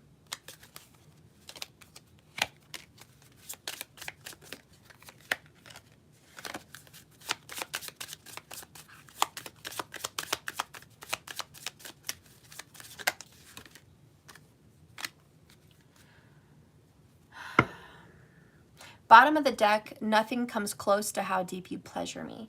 So there's some sexual shit going on. But again, because we had that pornographer site thing pop up in this reading, I feel like what's happening in the karmic home is someone's hiding behind like a bag or something here. Someone's hiding behind a veil, pleasuring themselves, possibly in the shower, because that could be a shower curtain. So somebody might be pleasuring themselves in a shower that has a shower curtain. Like they're hiding behind there, pleasuring themselves to some porn. And then we have here dependent. Somebody also in the karmic home is dependent on another person for their name on a lease or a mortgage, or they're dependent financially because someone's paying those bills, or they're dependent on them to help with children, or they're just emotionally codependent. But someone here is dependent. Dependent in the karmic home. Maybe it's a child that is dependent to live there in that home. That could also be a situation.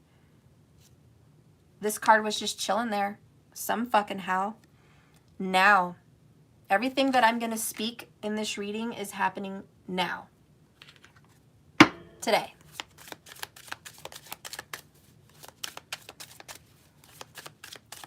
We have a message here. I know the karmic would probably be homeless if not mooching on my person. Okay, well, there you go. There you go. That's somebody's interpretation for their situation. Spirit, please use these cards to guide and direct me for the karmic situation at home. Karmic house only. What's happening at the karmic house only. Karmic house only. Karmic house only. Karmic household. Karmic household. Karmic household. Karmic household. Let's do one more. Karmic household. Karmic household.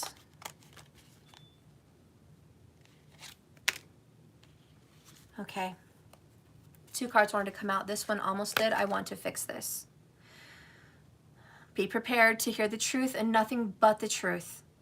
In the karmic household, they do want to fix the situation. They don't want it to be fucked up. They stepped into a situation. They feel obligated.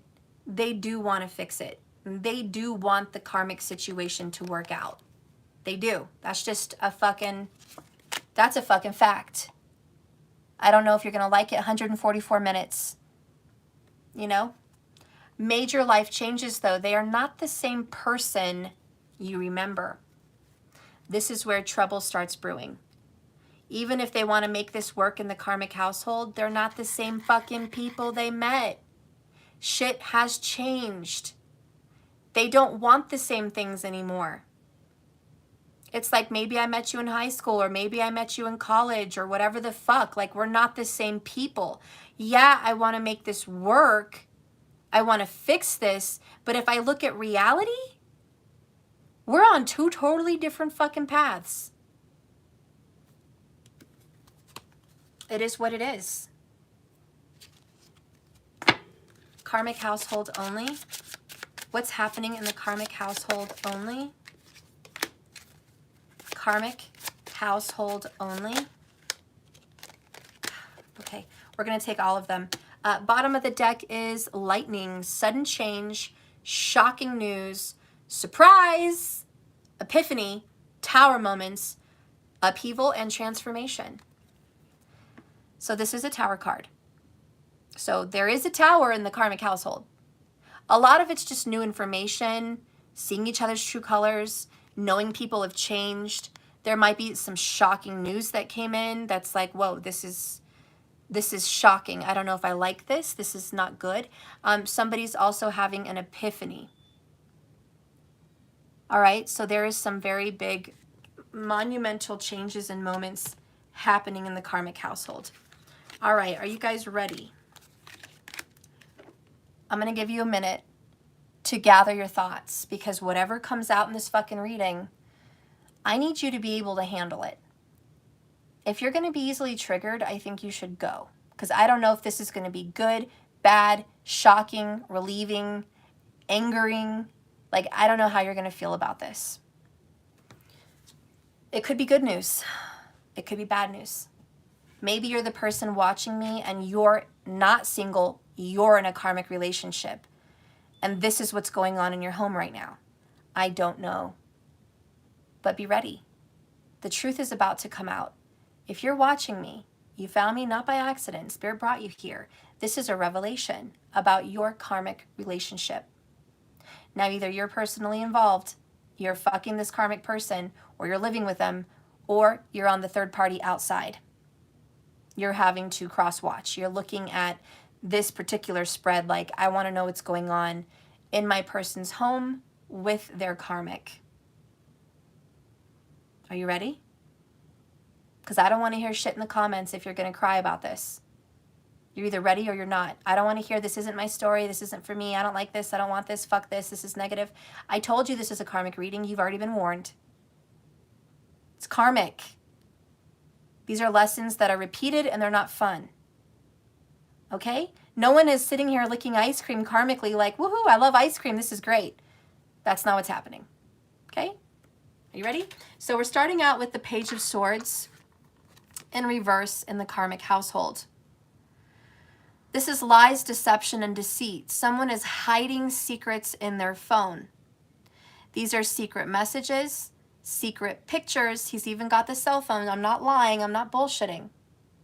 Okay, this is what's really going on. It's in reverse. Okay, someone is hiding secret pictures, secret messages, secret things. They're not showing you what's in their phone. They may also, which I think is pretty obvious, is hiding porn downloads on their phone, or pornography videos, or pictures, who knows, files, apps, stuff like that. There's a whole plethora. This would be an air sign, Gemini, Libra, or Aquarius. Okay, the next bit of information is Four of Wands in reverse. This is a lack of fidelity. Ironically, these people are married. They're at an altar. They just got married. This is in reverse. We could have two karmic people that are playing house. They're pretending to be married, but they're not. This is, I have a tattoo of a ring on me, or we share our bills and kids and who knows, but we're not legally married. So there's a lack of legality here. But flip side, if there is legality, there's infidelity. But no matter which way you go, left or right, in the karmic household, there is cheating and infidelity. Period. There's already been cheating and infidelity in the karmic household. And if you're asking, are they happy? Are they happily together? Are they happily married? Are they happily in love? Are things going good in the karmic household? The answer is no. Things are not going good in the karmic household. In fact, their communication is really shitty. There may even be arguments, petty arguments in the household.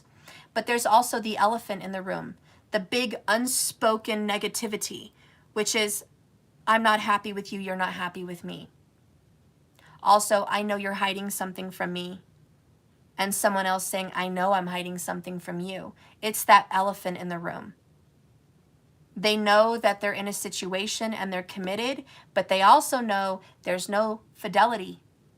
There's no loyalty.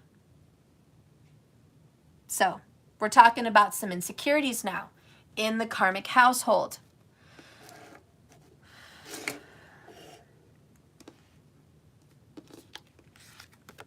Seven of Swords. But this is kind of getting caught, but escaping with the truth. Or, you know what I mean? Like, getting away with it. Somebody got caught lying and cheating. Somebody got caught, like, jacking off to porn, or talking to somebody on the phone, texting, or getting caught with, like, screenshots and communication, like, you're a cheater. Like, someone's been caught. But they got away with it. Somebody got caught red-handed, and they got away with it. Libra energy again. The communication is very false because the swords represent communication and thoughts. And communication and thoughts are full of lies in the karmic household. A lot of dishonesty. The only thing upright in this house is that the truth already came out, but people are getting away with it. And then there's more lies. It's like, surprised? Not really. The next card is this. Ace of Cups in reverse. Okay? No love. False love, guys. False love. Pretend love. Pretend. Also, I don't mean to be, well, I guess I do mean to be vulgar, but honest. Let's just say honest. If there's a female in the karmic household, and they ever have any kind of sex, this person's not extremely wet. This person maybe is wet enough for a while, but this is the kind of person that maybe needs lubricant, cream, anal lube, vaginal lube. Like, they just need KY jelly, man. They need some fucking KY jelly because they're just not turned on like that. They're not really into their person. And if this is a man in the karmic household, this is a man that is half hard.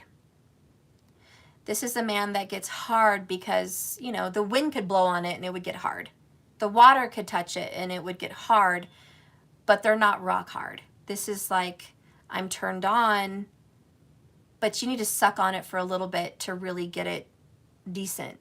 Like, and I don't mean to be rude like that, and please be an adult. If you're watching me, you have no business watching me if you're some weirdo or some child or some person that's like super sensitive. Just don't watch me. Anyways, if you guys have ever seen porns and things like that where people, and I'm just being honest, because this is about intimacy. It's about how turned on are you with your partner. This is kind of important. And it does feed you information that you need to know about the level of intimacy in the karmic home. So yeah, I'm going to share it. Grow up. But anyways, if you've ever seen like porns or just, maybe it's not porns, maybe you've been with somebody. Maybe you're in the karmic relationship. And they're trying so hard to get it hard. It's like they're rubbing it, they're stroking it, they're licking it, they're sucking it over and over again. It's like, come on, get hard, you know? And it's like this person's like, okay, I'm hard enough to put it in, but I'm not super solid. You know what I mean? I'm not super solid at all. I don't know what you want to call it. Maybe this person has an alcohol problem with the Ace of Cups in reverse. It could be. You know, they have this thing called alcohol dick. I don't know. I'm just saying, I've never really experienced that problem myself personally, but I've heard about it. You know, maybe someone's just like, I get hard, but not that hard. I get hard enough to do the deed, but I'm not super turned on. You know why? Because I'm not really in love. And whether it's a male or a female, we've visited both parties. They're not really in love, or they wouldn't need KY jelly. They wouldn't need KY jelly, and they wouldn't need, you know, Viagra. Or they wouldn't need someone to suck them off for 20 minutes to get there. You know what I mean? Like, if you were in love and there was passion, the thought alone should get you hard or wet.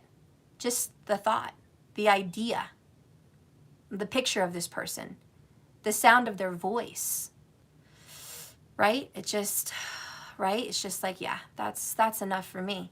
But that's not what's going on in the karmic household. In the karmic household, they need some equipment. They need some help. Because it's not on and popping like it used to be. That's for damn sure. It's not on and popping. So love, romance, passion, it's kind of, it's, like I said, maybe it's enough to get the deed done, but it's not done well. Okay? It's just not done well. Let's do the other one. Yeah, I just fucking said it. Wow. Okay. If this was a pussy and this was a fucking cock, there it is. They're both in reverse. Pussy, cock, in reverse. Done. Done, guys. Like, this is limpy, limpy, limpy limp. Okay, and this is dry as fuck. We need help. We need KY jelly. We need some inspiration. Okay. I don't know. Maybe they're old. Who knows? I don't know. But we have page, so I don't think they're old. But, you know, it is what it is. And in the tarot, that's what it is. The cup of juicy juice and the rod of passion. Okay? It's not happening. The rod of passion is in reverse. So is passion in the karmic household? The answer is no. Well, why wouldn't there be passion in the karmic household? Let's start with this. True colors. True colors. Oh, and let's look what else is under here. We have family. And we have I miss you. And we have childhood. Childhood wounds, childhood damage. And we have the twin flame. Guys, there's a twin flame that this person is trying to heal their inner child with. And they miss their twin flame. And they have a family with this twin flame or a past life family. And the truth is, this karmic situation is never going to be it. It's never going to be what the fuck they need to fix in that other situation. And look what wanted to pop out, but we have playfulness and we have passion in the middle. They're playful and passionate with somebody else. And even if they're not playful and passionate with someone else, they want to be. This somebody here is yearning for a twin flame partner. And what's happening in Karmicville? Not much. And if there is something happening in Karmicville, it's not great. Okay? On a scale of 1 to 10, sex could be a 5, enough for gratification, maybe a 6 at best. 7 on a really good day. But it's never a 10. Because they always picture somebody else. Period. And I wouldn't feel very good either if I felt like I needed some kind of inspiration or KY jelly assistance. I really wouldn't be into it either. So it kind of feels, ugh. I don't know how, I can't put it into words, but it just feels, ugh. Christina, you said the grass isn't always greener on the other side. No, it's not. You know? Okay, let's keep going. There's no passion in this karmic household. No creativity either. We have 5 of Pentacles in reverse. This is, I want to make it better. Could be an earth sign. Taurus, Virgo, Capricorn. I want to make it better. Can we fix this? Can I do something to help? Can I go to the store and buy something? Can I get some pills? Can I, you know, let's have a baby. Yeah, let's have a fucking baby. That will fix everything. Let me get pregnant so you can see my ass widen and, you know, my nipples get super big. And, you know, who doesn't love a big belly? Let's do it. Let's fucking do it, you know. Maybe I'll be more wet then because I'll actually have blood flow to the pussy. So let's get pregnant, you know. And this person, who knows, maybe they need ass. Maybe they don't have any. This person may not have much ass. It's like, where's the ass? Maybe they don't have any tits. Maybe it's like, you know, I don't know. Just saying. Maybe being pregnant would help them look better, to be honest. To be fucking honest, maybe it would. Now, if this person doesn't have any way of getting pregnant because let's say they're in the age group where they're just not, you know, maybe it's not let's make a baby. Maybe the advice is let's get freaky. Let's go to the freaky store. Let's go experiment. Let's get some pills. Let's do this. Let's do that. So it's like somebody wants to fix this situation. And we did have that somewhere. I don't know where I put it, but I want to fix this, wherever that was. I don't know where that's at. But, you know, we do have people here that are like, you know, we could make this better. Sex doesn't have to suck. Let's try something else. Let's do this. Let's get creative here. But they're not being very creative because somebody here is kind of closed off. Somebody here is kind of controlling.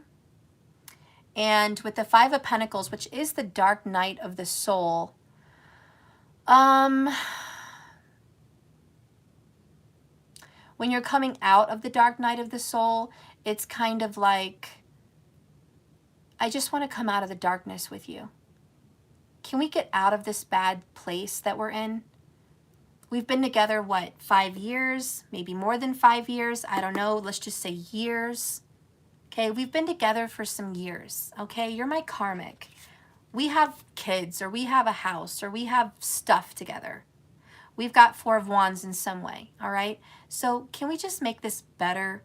I don't want it to get worse. I want it to get better. I want to improve this. I want to fix this.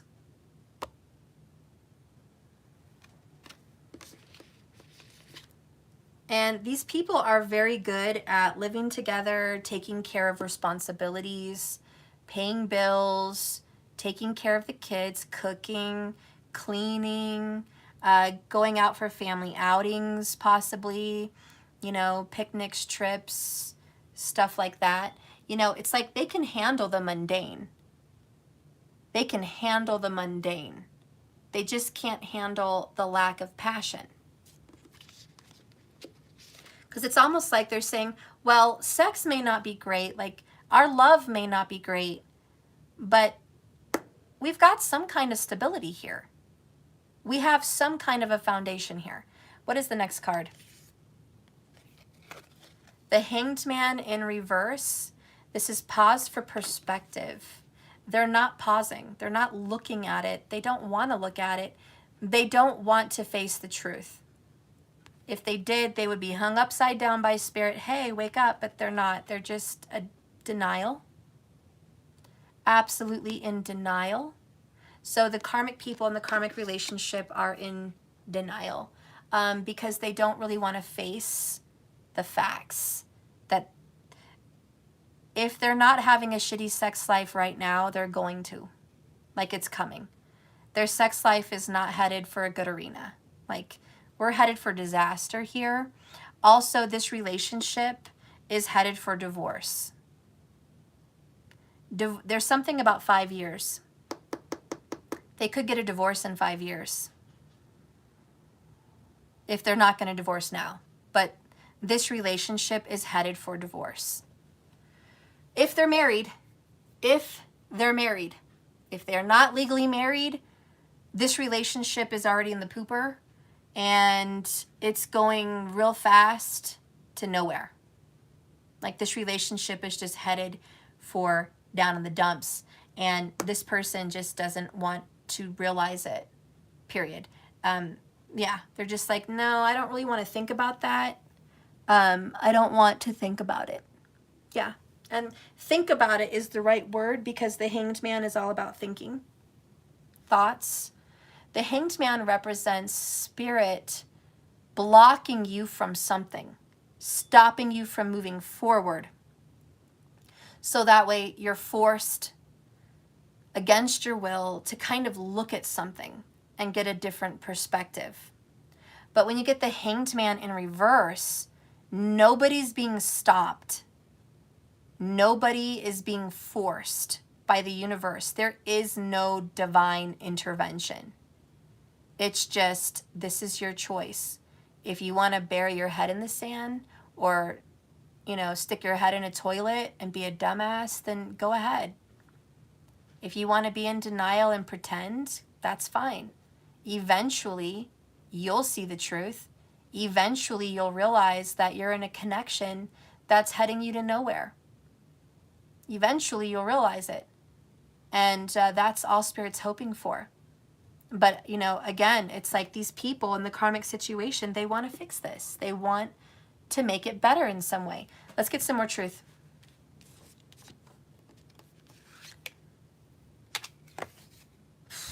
I regret lying to you. So there's, yeah, 7 of Swords, there's lies. And someone's like, I wish I didn't lie. Maybe someone also has guilt, Page of Swords in reverse, 7 of Swords in the upright, air sign. I regret lying to you. Like, I hate that I have to lie to you. I hate that I have to deal with the guilt that I've lied to you. I hate that I'm keeping secrets from you. I hate that I'm doing things behind your back. Or I hate that you're doing things behind my back, like one or the other. But, you know, I regret all the lies. I wish I never did it. There is some guilt. In the karmic household, somebody feels bad.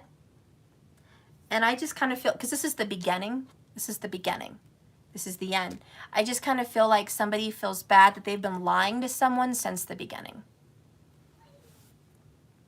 Yeah, there's definitely been lies since before they were united. Like, they just kind of based this entire relationship on lies.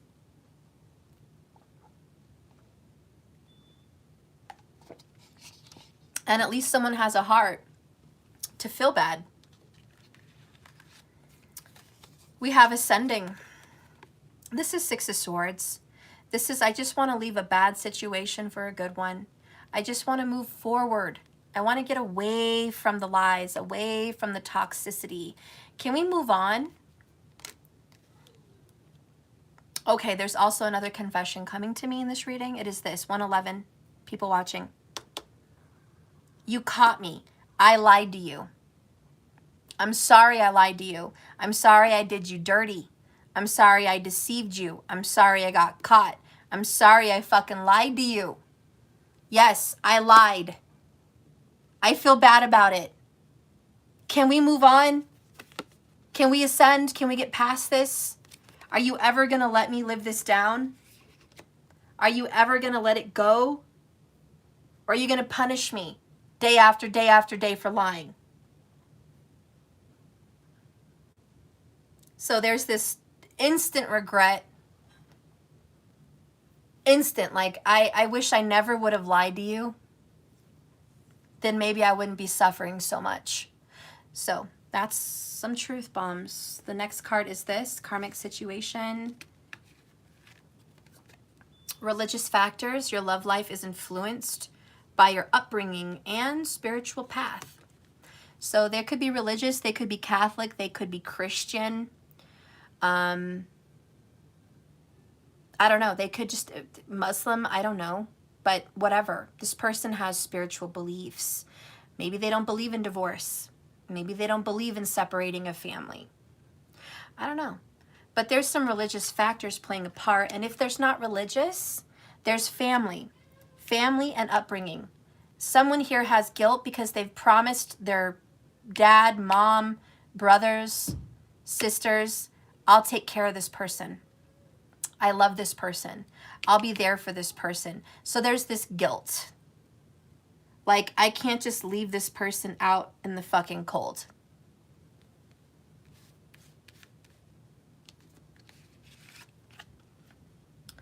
The next card is dreams. The karmic household's been having a lot of dreams and visions. The karmic may be having dreams about lies, deception, cheating. Like they could wake up like spirits trying to talk to the karmic and reveal to them the truth.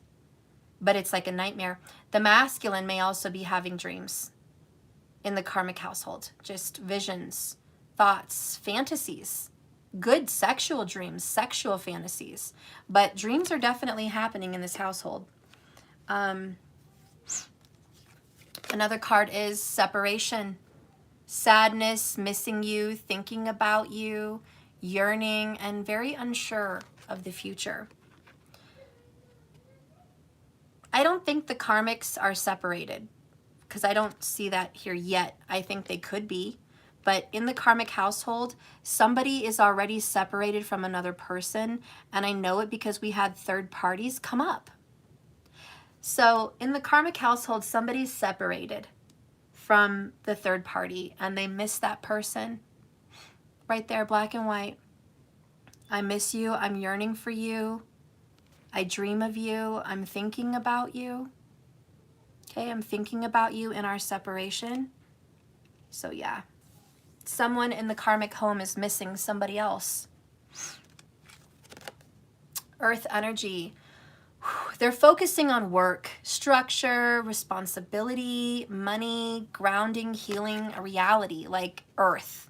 Earth signs, Taurus, Virgo, Capricorn. Like, I just got to go to work, man. I got to focus on my job. Like, that's what's going to see me through. So we have people that are just hard workers. Maybe they're both earth signs. I don't know. We did have air. But yeah, they're just like, you know, in the karmic household, we focus on school. We focus on homework. We focus on work. We focus on house chores. We focus on money. We focus on goals. We're certainly not focused on wands. We're not focused on rods of passion. We're definitely not focused on some wet ass pussies. That's for damn sure. We ain't focused on that. But really, that's what's lacking in this relationship. There's no passion. There's no lust. There's no romance. There's no connection. Do you want to fuck your boss? Like, is that what's going on? Is somebody with their boss? Like, you know, are they getting paid to be there? Like, do you want to marry your business partner? Like, yeah, it's like, are you my friend?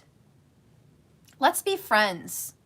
Yeah, we're good friends. Let's be friends. Let's be business partners and let's get married and, you know, let's be together. Let's share a home. What are we, roommates? Where's the lust? Where's the passion? It's not fucking here. It's not fucking here. Let's get what else. I remember every detail that day. So we have a karmic that's like bringing up the past constantly. You did this, you did that. I remember this, I remember that. Detail oriented. This is Virgo. Yeah, we have someone that's very detail oriented. They bring up details like you get out of work at, you know, 9:30. It takes you 5.8 minutes to get home. Just example, I don't fucking know. We're 10 minutes past that. Where are you? And this person's like, God, how do you know how long it takes for me to get to point A to point B? And they're just like, I have it timed. I timed how long it takes from me to get from your job home. So I know how long it takes. I don't know. I just kind of get that kind of energy here. Because someone's always insecure. 7 of Swords. It's right behind it. 7 of Swords. I remember every detail. You know, this person just can't let it go. And I think this person regrets lying to the karmic because they keep bringing it up. And they're just like, God, I wish you never knew the truth. I wish you never fucking knew because you just don't let me live it down.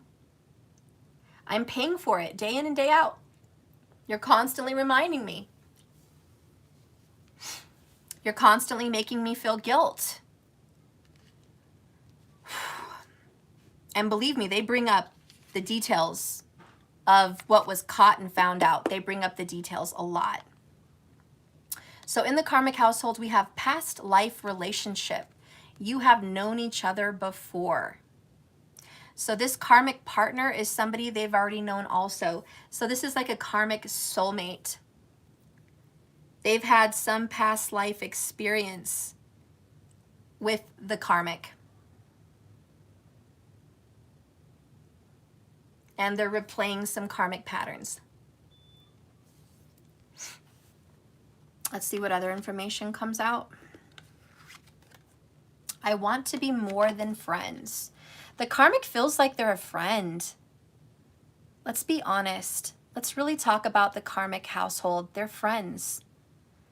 They share kittens. They share dogs. They share kids. They share bills.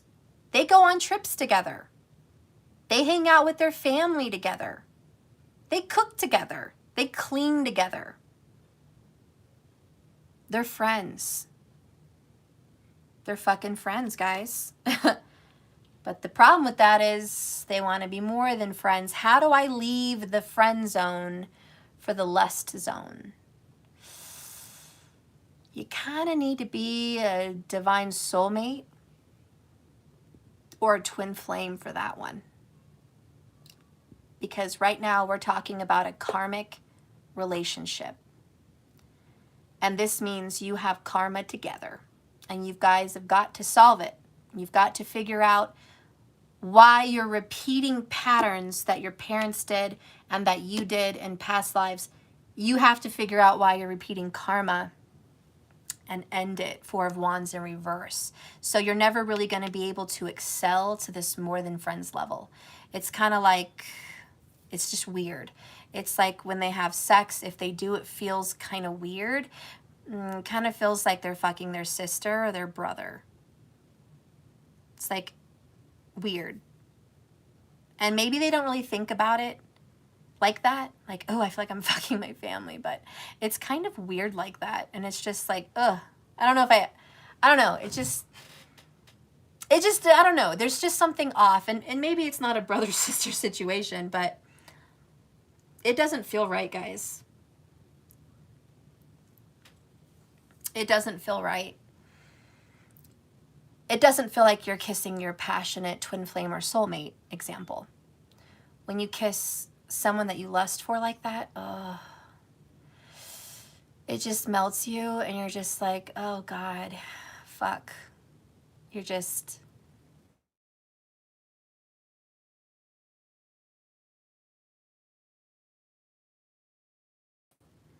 I was getting a call there. I hope that didn't come in on there. But when you're kissing this person, it's like you're losing your fucking mind.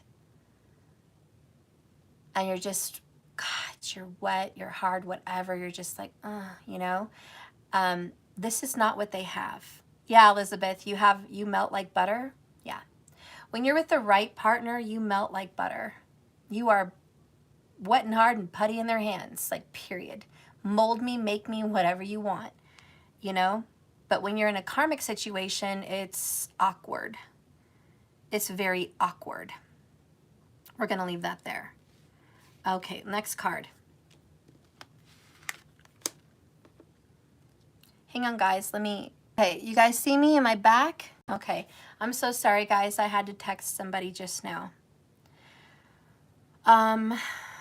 Anyways. And I so wanted to hear from that person. Why do they have to text me now? Why are they available now? Anyways, I'm not going to get into that.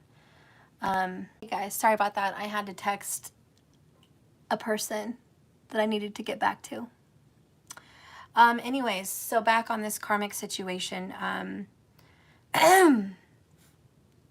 It's obviously a friend's situation, and it's very hard to let a friend go because you care about them.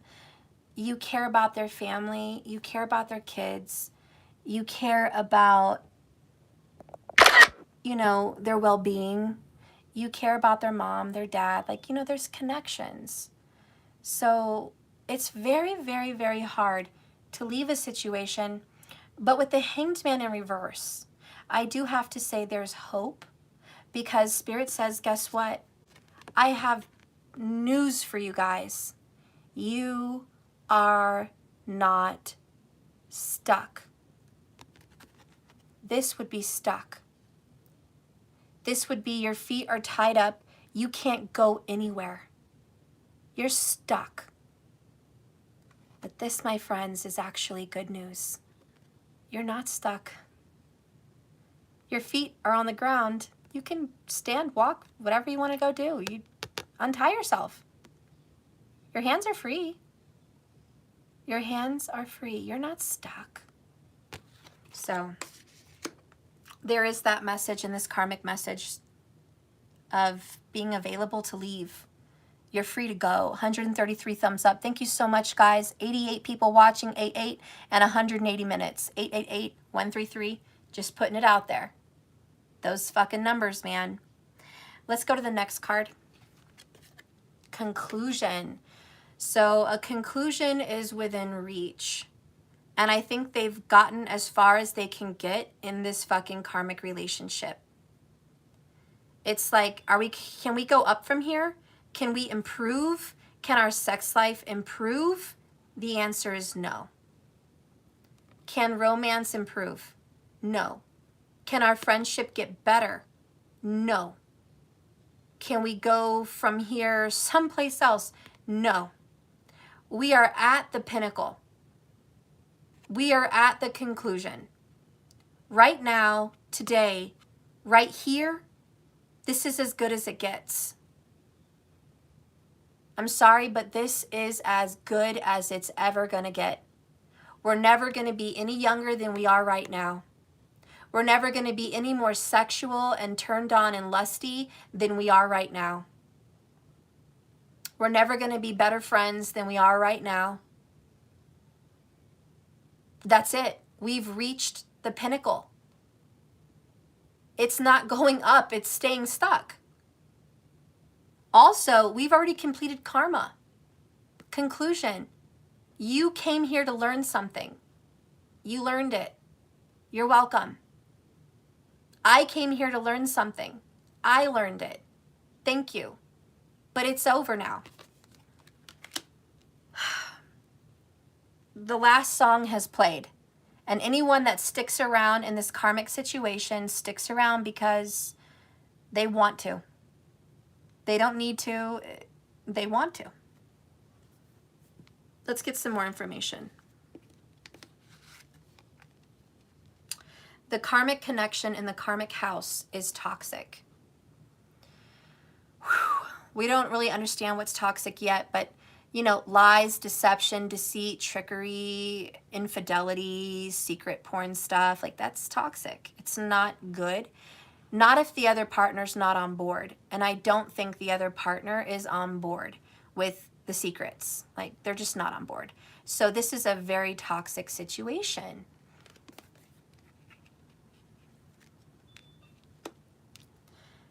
Okay, next we have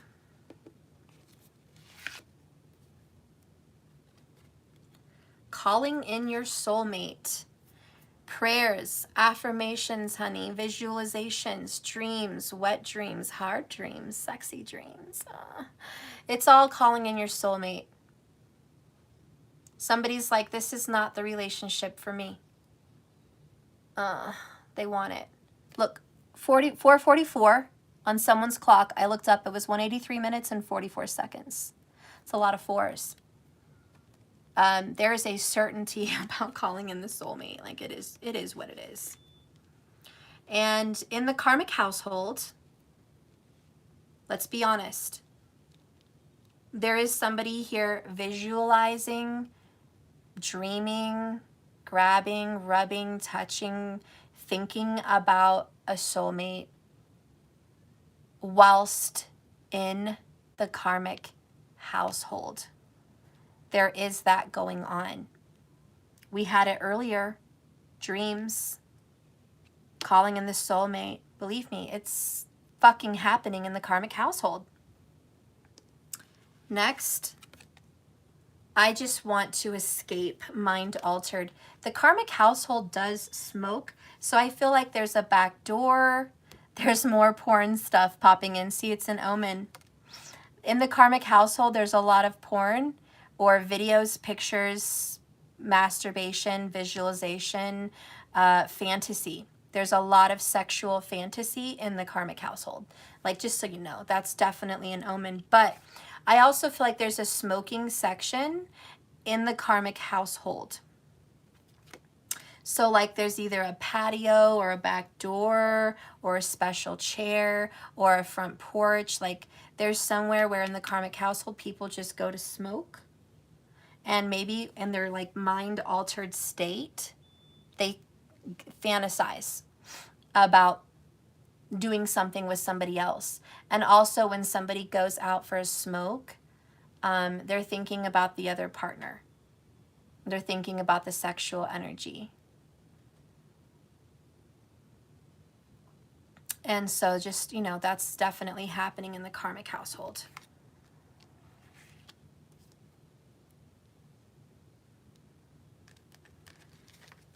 Next, we have the boat. Receiving what you need, progression arriving, moving on, closure issues. So 6 of Swords, much. This person definitely has problems moving on from this karmic relationship. Like, I just don't know what it is about them. It's very, very, very, very hard.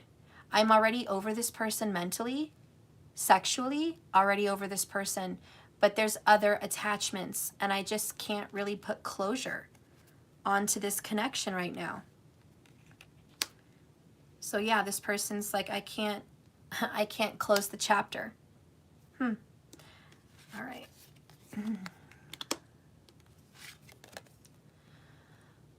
In the karmic household, I have so much going on inside.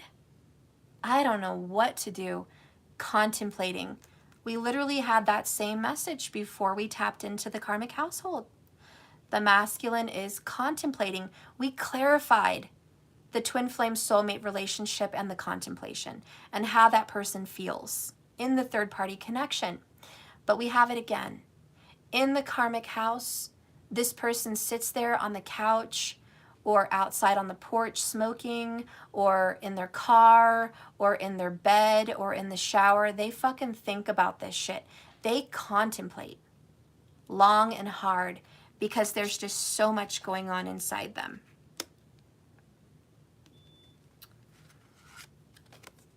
They're also seeing signs. So your name is popping up in places. Music is probably popping up all over their phone. 1111, 444, 333, 888, you know, you name it. Like 111, 1212, 1221, all these weird synchronistic mirroring and just repetitive numbers are popping up, and their spirit guides are trying to guide them out of this energy. But again, they have to be receptive. And Hanged Man in reverse is like, I'm not really receptive. Again, I'm trying to mind alter. I'm trying to mind alter. I don't want to think about it. We have an avoidance. Next, we have, whoops, judgmental. So there's a lot of judgments happening in the karmic house. Virgo vibes. They're the criticizers of the zodiac. No offense, guys.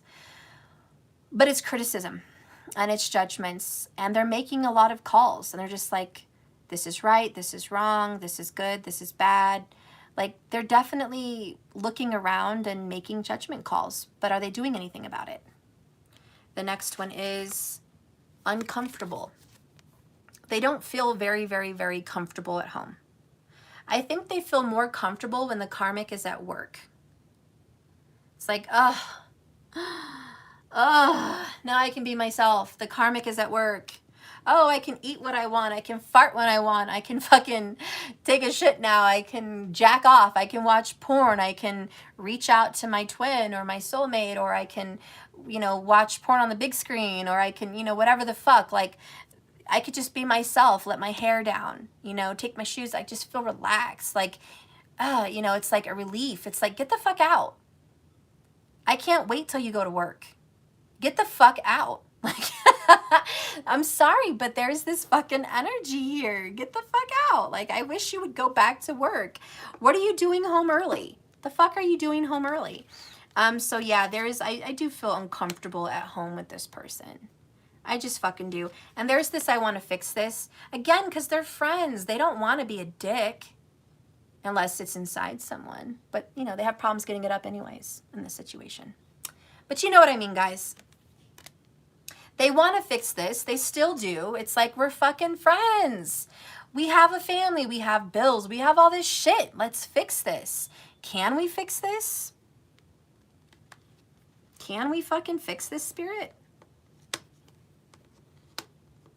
I hear all things happen for a reason. I don't know. The next one is finding out the truth crushed me. You know, this Seven of Swords situation really fucked up this relationship. It just did it in. At some point, years ago, could be 5 years ago, could be less, you take or pick or choose what you want with that. But years ago, whenever this went down, somebody found out the truth and it just squashed and ruined their connection. It's like maybe they used to have pretty good sex. Maybe they used to have a good connection intimately. Maybe it used to be somewhat good. But ever since this person found out they had a porn addiction, or they got their rocks off with somebody else, or there was other interested parties, like, it has never been the same since then. And we have, I cut them off, ending relationships. So there's been some like sexual tension. It's like ever since I found out the truth, my pussy's not getting wet for you, fucker. Or my dick's not getting hard for you, girl. Like, it's just not.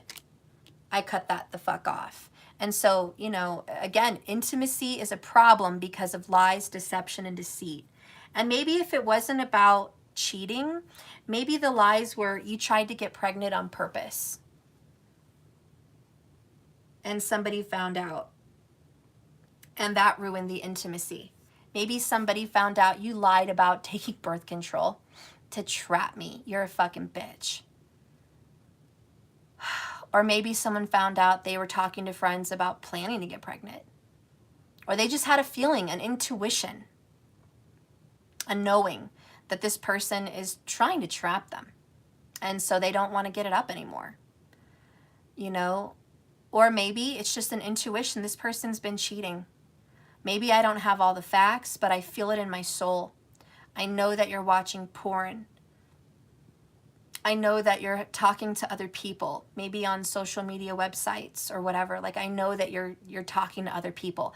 I know that you're flirting at work, or maybe you're getting done something dirty at work. I worry, you know, and it's like, and even if none of that's happening, I know you have feelings for an ex. Calling in your soulmate, someone from the past. It says past life relationship. So I do feel like in this karmic connection, someone's cutting someone off intimately because they're like, I know you still have feelings for someone else. Probably your ex. The next card here is Paradise. Happiness, joy, playfulness, openness, enjoying one another. This is more Ten of Pentacles. When you have money to go on a trip, you have fun. If everyone packs their suitcases and goes to Hawaii, they're going to have fun.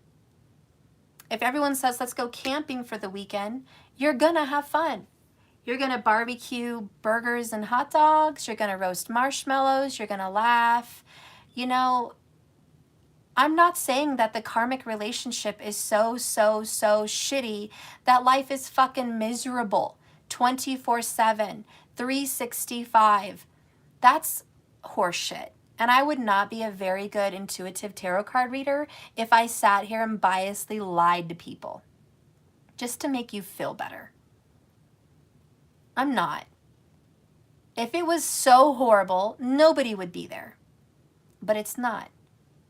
It's copacetic. It's chill. It's friends. It's all right. It's all right. It's like, how do you like your food at Denny's? It's all right. It's not the best I've ever fucking had, but I can eat it. I'm hungry. Okay. It's all right. Karmicville, it's all right. All right. Enjoy your ham sandwich. You're welcome. Maybe you'll get lucky and you'll get some bacon and it can be a club. Then you'll really be fucking happy. Maybe you can throw some bacon on that bitch, okay? You need some flavor. You need some fucking flavor. And the bacon is porn. It's like, yeah, I'm enjoying my fucking sandwich. I'm going to have me a club today. I'm going to enjoy my karmic, and then I'm going to go to the shower and watch my favorite fucking video and imagine this person, and I'm going to fuck their brains out. So yeah, that's the bacon. At least I have bacon. Yeah, you have bacon, motherfucker. You have bacon. But you know what you don't have? Steak. You don't have fucking steak. And you sure as shit don't have lobster. Just saying. Yeah, that juicy shit. Yeah, no, you don't really have it. But hey, a club sandwich is delish. Better yet, you should fucking throw in a Cobb salad with that bitch. Like, you're really gonna have a good time. Maybe you'll get lucky and they'll toss that salad. Woohoo! Yeah. But you're still not gonna have steak. Sorry. Not a juicy one. Sure as shit, not a juicy one. Okay, you gotta go pay for that one. You need to go to the famous for that one. You need to go to Vegas and have a strip for that one. Okay, you're not gonna get that one over here in Karmicville. Like, I think you're already aware that your little friend's situation is not going to be steak. But enjoy your porn. It's gonna help. A little salt and pepper never hurts. Let's move on. We're not having filet mignon today. Sure as shit not having prime rib today.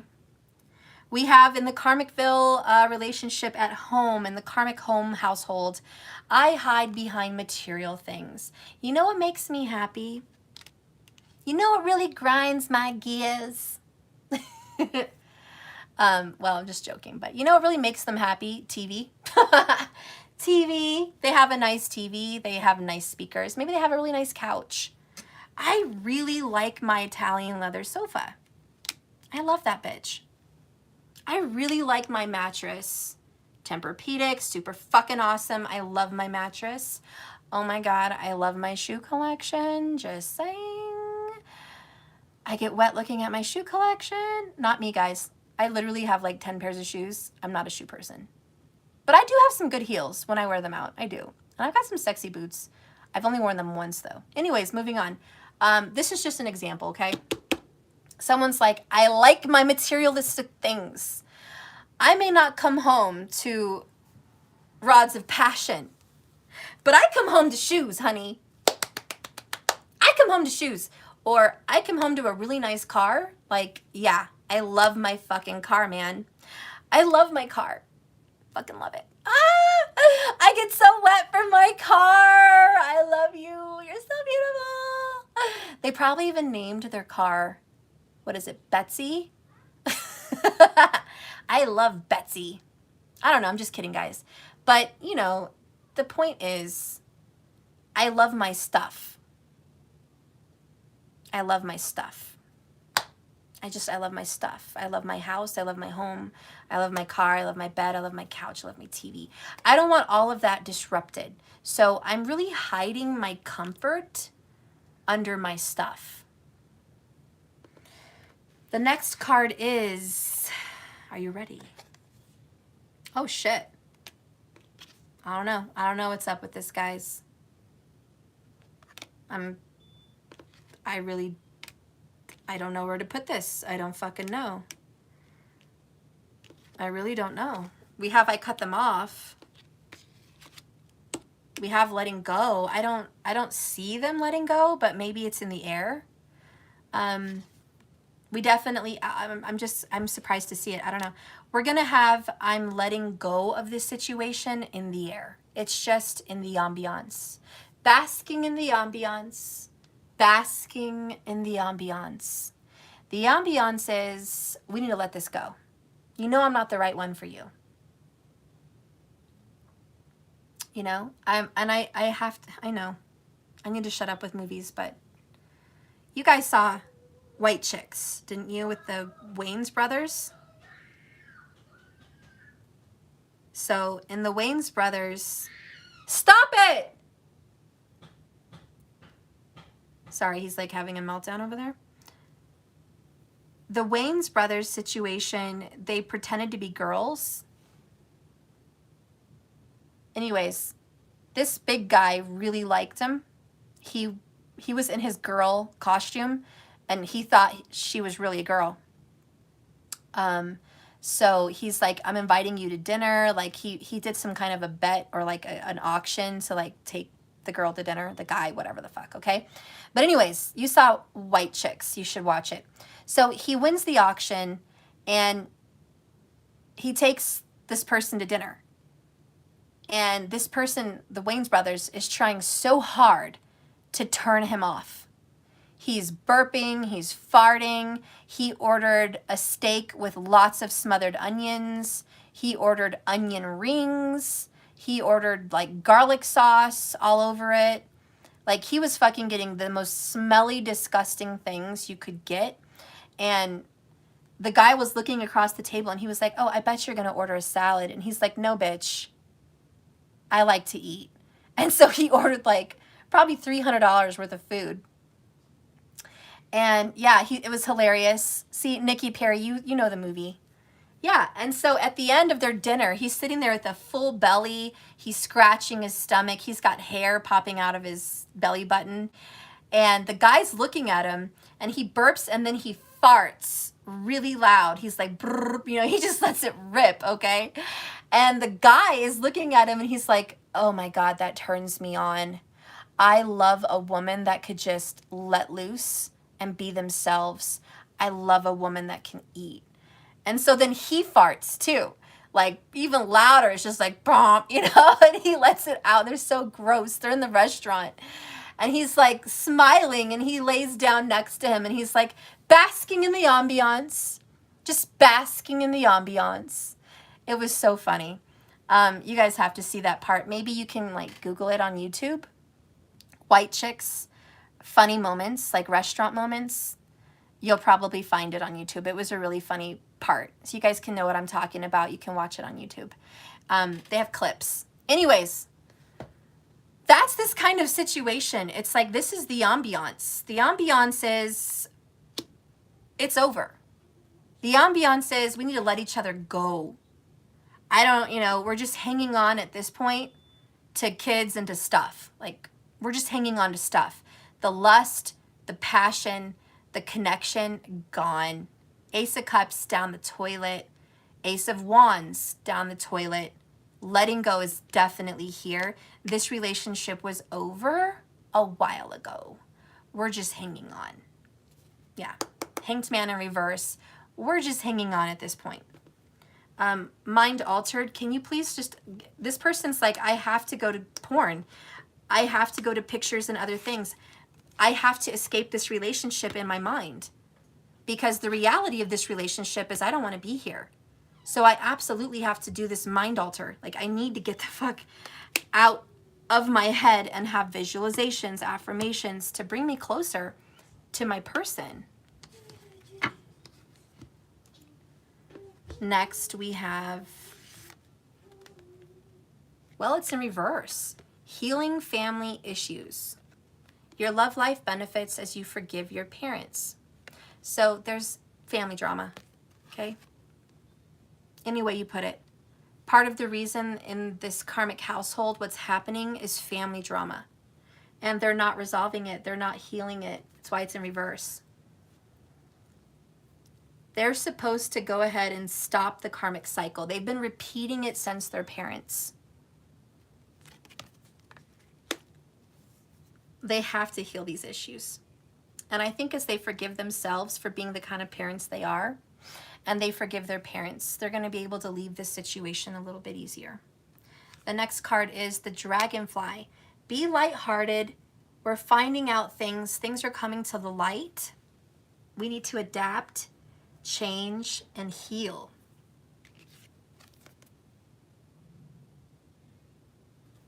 And I am hungry. Oh my gosh. Sorry guys if you hear that. See, talking about steak and all that shit fucking made me hungry.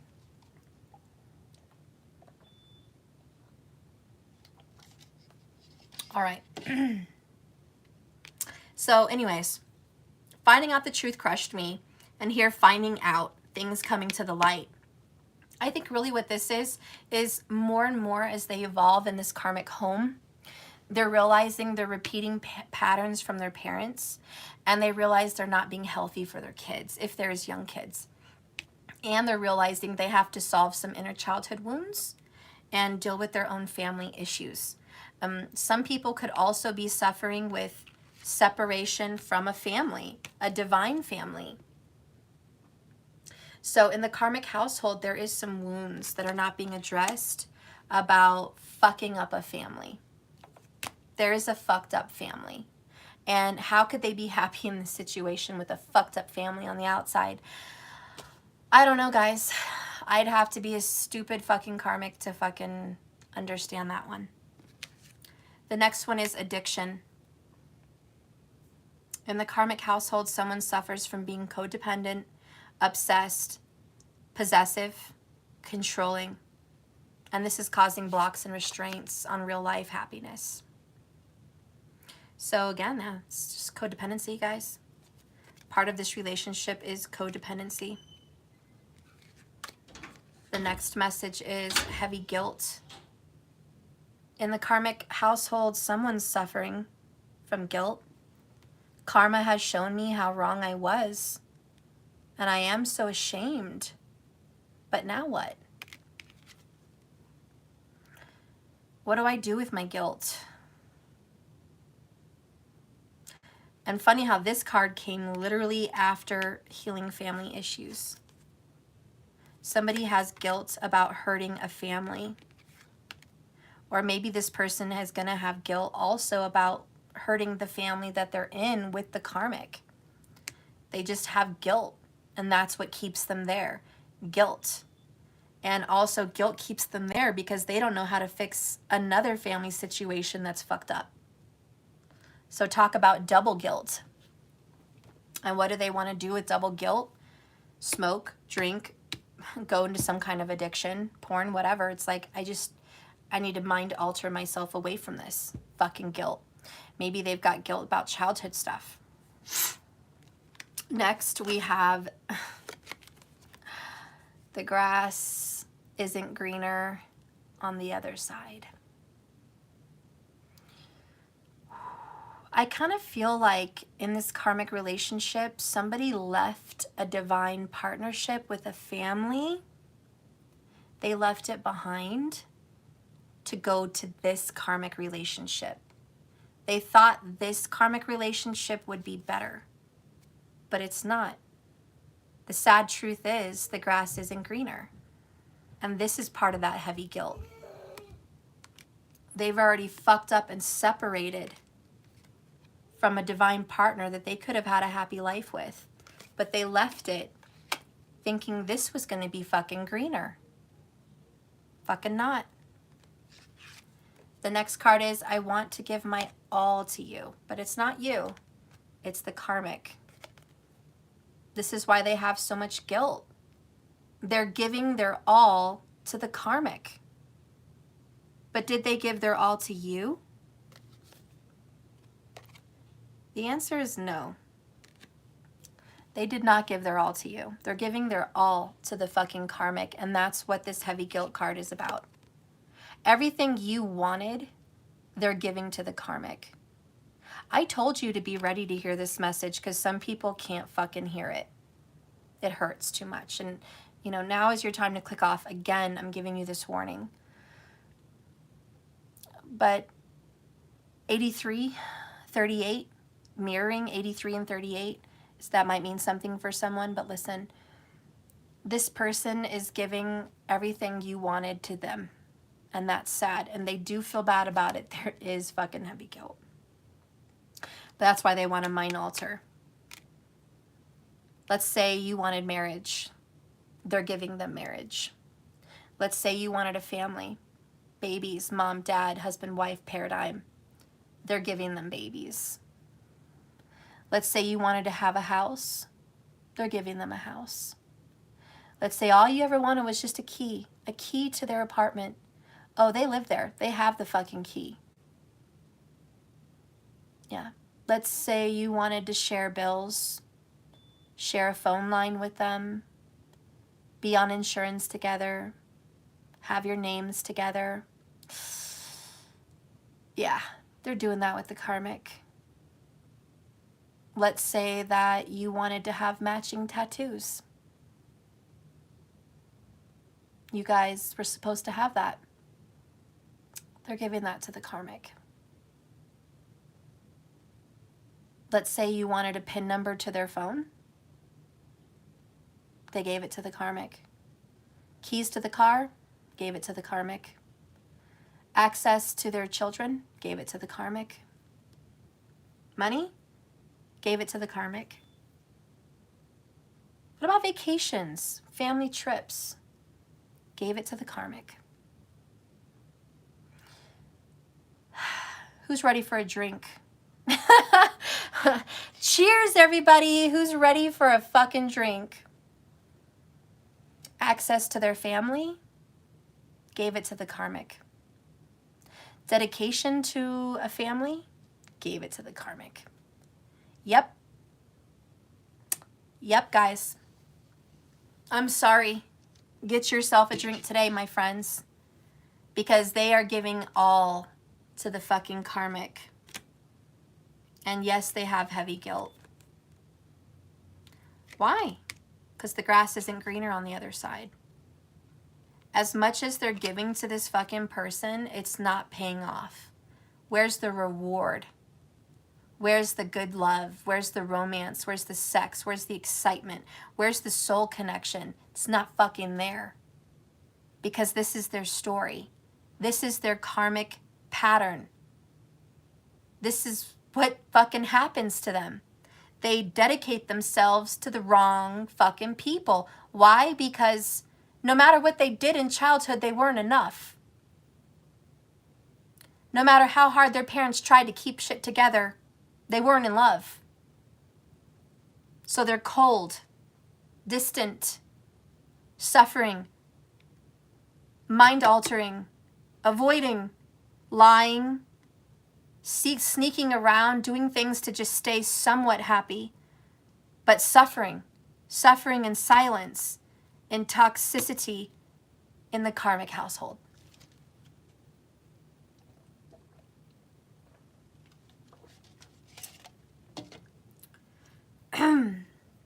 Next, heart with a key. Welcoming love, meeting the one, opening their heart, getting together and perfect. They really tried to make it work with this karmic, guys. It's like confessions came out, truth came out, like they felt bad. They regretted lying to the karmic. They felt bad for dragging the karmic into some shit. And they really gave it their all. They're like, I'm going to open up my heart to you. I'm going to share with you my pain. I'm going to cry in front of you. I'm going to break down in front of you. I'm going to lose my mind in front of you. I'm going to tell you my secrets. I'm going to tell you about my childhood. I'm going to tell you about, my secrets in my life. I'm going to share with you things that hurt me, make me feel bad. Insecurities, financial, everything. I'm going to share this with you. I'm going to give you the key to my heart. I'm going to open up with you. Yep. They opened up with the karmic, guys. They opened everything up with the karmic. The karmic knows pretty much everything. Maybe not everything, because there's still lies and deception. 7 of Swords. There's still more lies and deception. And they regret continuing to lie to them. But they did express a lot of truth. They also kept a lot of secrets under lock and key. Seven of Swords. They did keep some secrets, but they also let a lot out, okay? How do they feel about that? It's still not enough. Remember, they are giving their all to the karmic situation, and this is what Spirit wants them to do. This is their karma. Remember the succubus. Remember this energy vampire. They are literally going to drain themselves dry. They're going to give all to this karmic situation. This is their karmic lesson. This is their karmic path. To give everything that they possibly can. They're going to throw the book at it, and it's still not enough. That's the point. That's why they're there. That's why Spirit allowed this. This is why it's a pattern. 88 people. This is about self-empowerment. Strength energy. Leo vibes. It's about being strong enough to pull yourself out of a situation. They have to give away everything in this to realize it's still not enough. Do you understand? I hope you understand. Let's get some more information in the karmic household. Your light is guiding me home. Radiant. So they're drowning. They are drowning in this. But they have to drown to see the light. They have to go into the dark night of the soul so they can have the light guide them home. They're not going to know where the light is if they're not deep into the darkness in this. They're just not going to know where the light is. So let them get deep. Let them drown. Let them engulf themselves into this, because that's really what needs to happen before there's any changes. A lot of you guys want to stop all of this progress in the karmic situation because you don't want any more to happen. But that kind of negates the whole point of them being completely engrossed in this karmic situation, to learn from it and to grow from it. You know, they're free to go at any time. They're not trapped here. Hanged Man in reverse, they are not stuck. They have a car, they have a key, they have a phone, they have friends. Honey, they could leave anytime they want. They are there because they want to be there. Or let's just say they choose to be there. I take it back. They really don't want to be there. And I'm thinking of Keisha Cole and Missy Elliott, I think. It's like, Let It Go. There's a song from the 2000s, Let It Go. It's like, it ain't where he's at, it's where he want to be. I repeat, it's not where he's at, it's where he wants to be. And he could be a she. But that's that song, Let It Go. You know? Let it go, because he's calling me. In the song, she's like, he's calling me. He wants to get up with me. He says I'm sweet. He says this and that. He's trying to be with me, you know? And so this guy's calling her in the music video. And she's like, but I don't want your man. And in the song, it's like, I don't want your man, but I got it like that. It ain't even got to be like that. Ha, ha, ha, ha, ha. You know, I don't know, but it's the Keisha Cole song. And then, you know, she sings like, I don't want your man, but it's not where he's at. It's where he wants to be. And, you know, she's like, I'm not pressuring him to come to me. I'm not begging him. I'm not chasing him down. He's calling me. He's texting me. He's reaching out to me. Okay? This is not a chase game. Because the other woman on the other end is like, leave my man alone. You know, that she's like, hey, I'm not chasing him. I don't have to chase him. He's coming. That's your deal. That's your problem. So that's kind of the situation here in this karmic situation. It's like we have someone that's upset. There's letting it go in the air. There's separation in the air. There's fucking retreat in the fucking air. There's a lack of passion and romance in the fucking air. But there's this okayness. There's this, we're friends. There's this, let's go on trips. Let's go home. Let's cook. Let's clean. Let's chill. Let's play with the kids. You know, there's this chillness about it. you can't have the best of both worlds. It just doesn't happen that way. And that's why people, if you're watching me, let them dive into this situation. Don't make it easier for them to digest what's going on. The more you coddle, the more you're available, the more you help the situation along, the longer this sits. You need to let them really, really realize it's not green. They already fucking know it, but don't make it easier. Okay? You don't need to water their grass every now and then just so it's bearable. Let that shit die. The next card is hostile. There's so much anger inside me. Hostile. So in the karmic home, there's someone that there's probably a lot of fighting.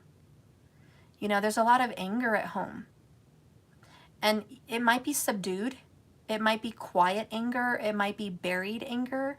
Or it might be boisterous. I don't know. But there is anger at the karmic household. There is hostility there. We have I cut you off, retreat, letting go, separation. There's a lot of that going on. I feel like there is fights where someone says, I'm leaving.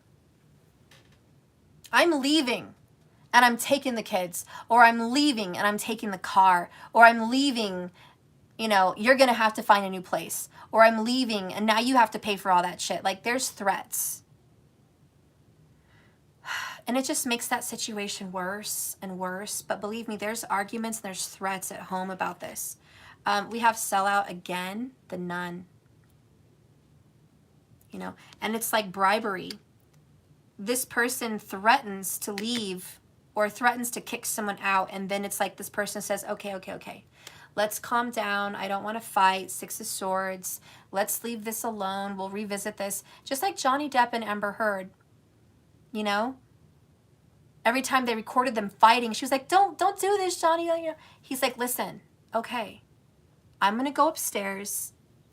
We're going to have a break. It's going to be a couple hours. And we'll come back and we'll either finish this or we won't. But at least we'll be in a better place. Okay? And so someone's just like, I don't want to fight anymore. I surrender. I surrender to the hostility. This is very Libra. Because they want to avoid confrontation. This person's like, I don't want to have a confrontation with you.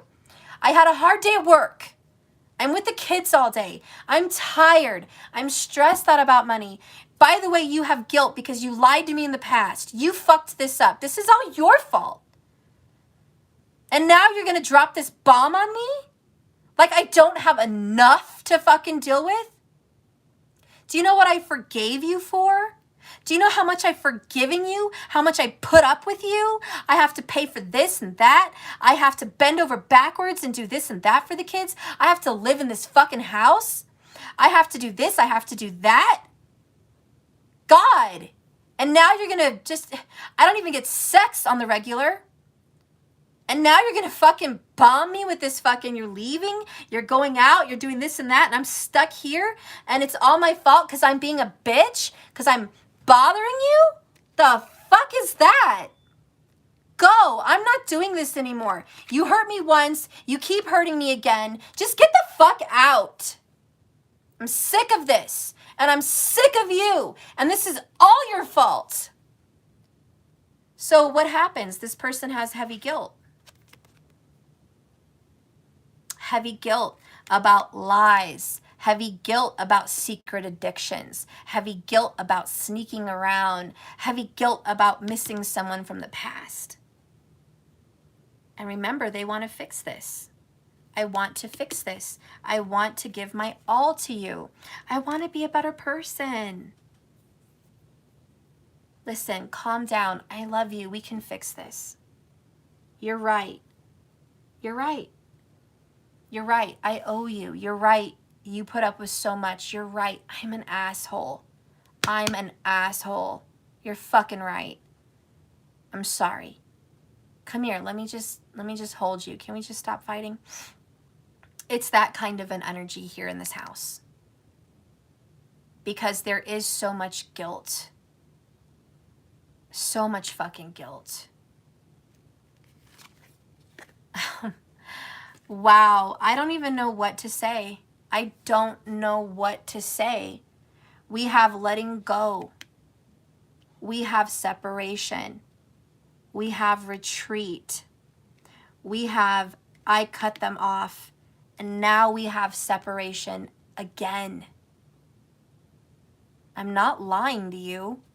I'm not speaking some fucking biased reading because this is my story and I believe this and that and I think this is how it should be and this is fucked up so it needs to be this way, and this is no storyline. I'm reading the fucking cards, guys. Spirit brought out the cards, not me. Not me. There's a lot of fucking cards right there. This one didn't have to come out. This one didn't have to come out. Look at all these fucking cards. Okay? These fucking cards didn't have to come out. They came out together as a group because they're giving us a message and you need to listen to it. Okay? There is a lighthouse in the storm. It is circling. The light comes and it goes. I'm picturing a lighthouse. It's dark, it's stormy, the waves are crashing. They are in a stormy sea of emotions, fights, hostility, the elephant in the room. This is a recipe for disaster. There's a lack of passion and romance. There's a lack of honesty. There's a lack of love. There's energy of materialism here. There's clinginess and addiction here. There's denial here. Guys, this is a recipe for fucking separation. I'm not making it up. I told you earlier it's only a matter of time. We have the ticking time bomb and the watch for now. Watch out. This situation is ready to implode, like I said, from the inside out. It's only a matter of time. In the karmic household, there is threats of separation all the time. Every week, if not monthly, at the least. It's at least monthly, but I think it's weekly. But at least monthly, there is threats of breaking up.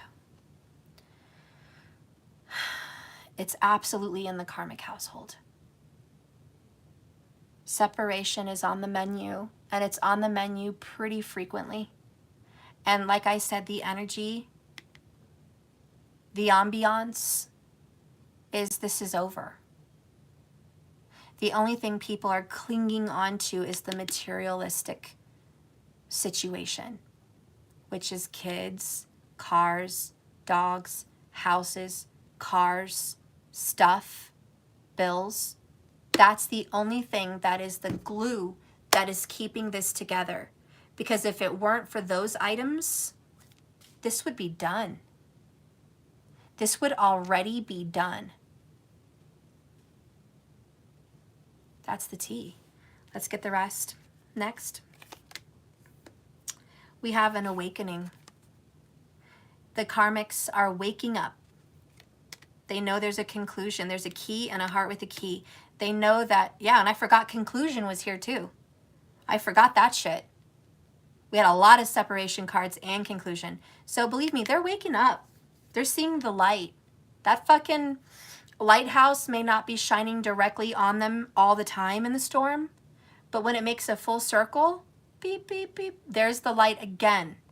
The light from the lighthouse, which is the twin flames, divine soulmates, and God, source, guiding them. Your light is guiding me home. So they are lost at sea in this karmic situation, but they see the lighthouse. The lighthouse is true love, twin flames. Yeah, there's another fucking relation. We already knew there was third party, but yeah, here's the twin flames. There it is. That's the light that's guiding them home. There is a twin flame guiding this person out of the karmic situation. Do it gently, but it's happening. Next is non-action. They're not taking any action towards this fucking twin flame. None. They're not coming towards you. They're not visiting you, driving towards you, telling you they want to work it out with you. They're not making any fucking moves towards you guys. I'm sorry, they're not. They want to fix the karmic situation. They want to make this fucking work, and you need to let them try because it's still not going to work out. Let them fucking try. Stop putting your energy to fucking make this easier. Just don't let them sit in that shit. Okay? I also feel like you're not taking any action to go towards them. So it's not like you're jumping through hoops, you know, hoppity, hoppity, hop, hop over to them. You're not doing anything to really call them in.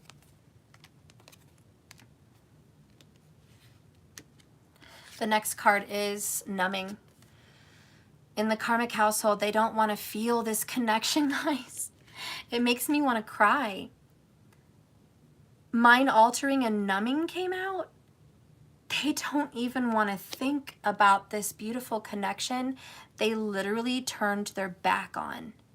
They turned their back on you. Maybe they've got tattoos on their back. I don't know. I don't know what your person looks like, but they've turned their back on you guys.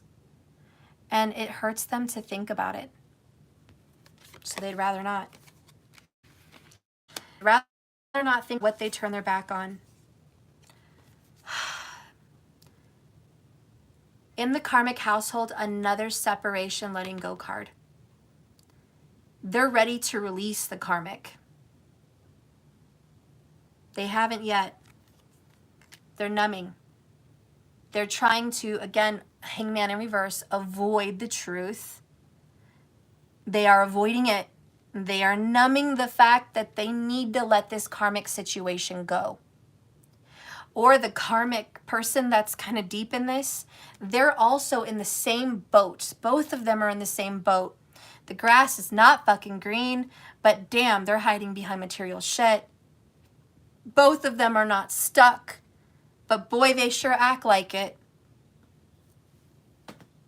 Boy, they act like it. It's like they're hanging on to hostility. They're hanging on to a grudge. They're hanging on to the fact that if they broke up, their family and friends would talk shit.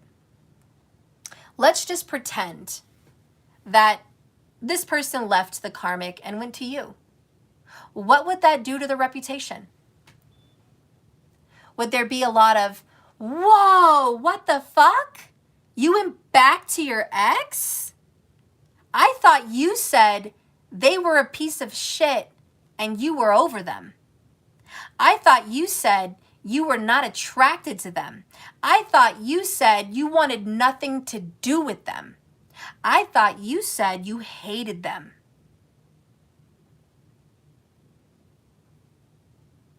Kind of difficult to deal with, correct?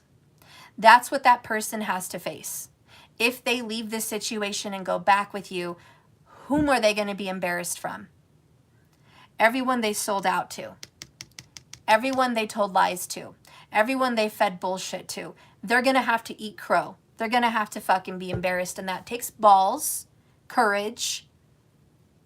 I don't know if they're ready for that. But they know that they want to release this. They know that's what they should do. They know that's what they want to do.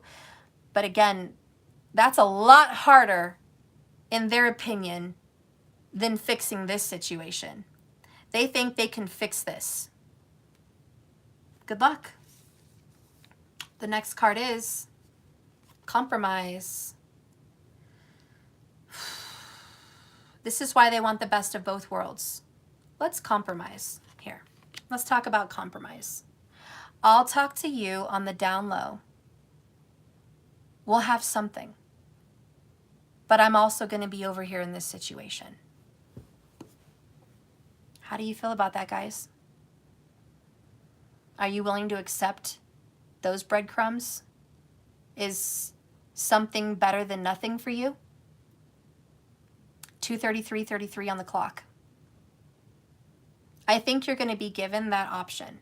I think somebody's going to be like, look, I want to give you this offer.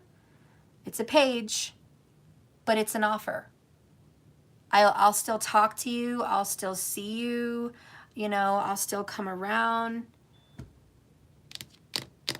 But I'm not going to leave this situation.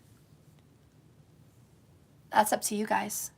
Like I said earlier, if you're watching this and you're that third party, and if you accept breadcrumbs, you're going to make it easier for them. And look, Asadasman is over there, wherever you are, far away, far, far from here. It's 3:33 where he's at. And we just had a bunch of threes. Big sign. Big omen. And the threes represent what, Empress? Growth, intuition, mind, body, soul, healing, restoration, and birth. So listen, you have a chance to grow as a person. You also have a chance to accept whatever little compromising breadcrumb this person might want to give you while they're in this karmic situation.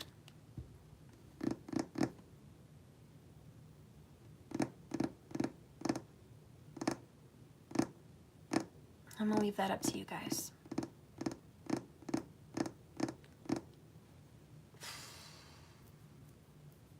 Let's get an oracle.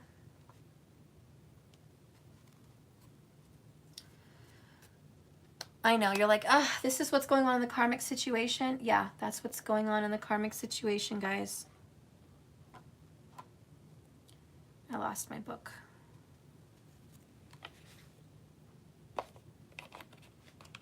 I don't know, we'll just do the moon oracles then, because I lost my book.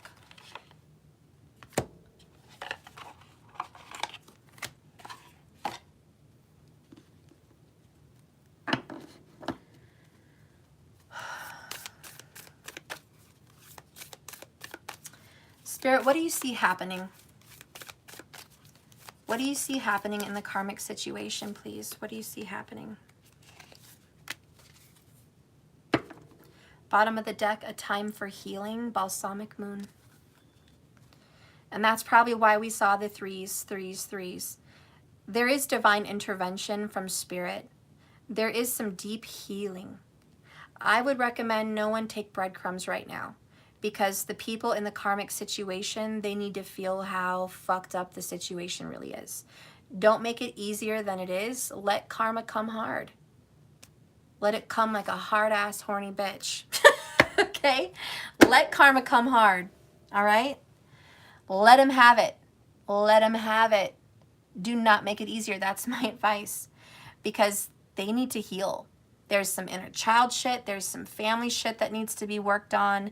And all that. Okay?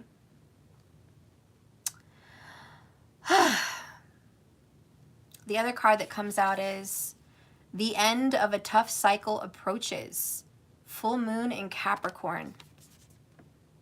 Sounds promising. The end of a tough cycle. Ooh. Something popped in my office. I think a glass candle just broke. Yeah, that's a fucking omen, guys. I don't know if you guys heard that, but something just moved or broke in my office. Something's gonna snap. Something's gotta give. I think that's an omen. I do believe we had a lot of separation cards. I do believe fully with my heart and my intuition that this karmic situation's not gonna last. But it's gonna last longer. It's gonna take longer to end if you feed it any of your healing energy. You keep in mind that your energy can feed this situation like a succubus. Don't give them any more blood. Don't give them any more sweat, any more tears, any more love, any more energy. The more you give to this, guys, the more you're gonna feed the beast. Starve the beast. Don't fucking feed it.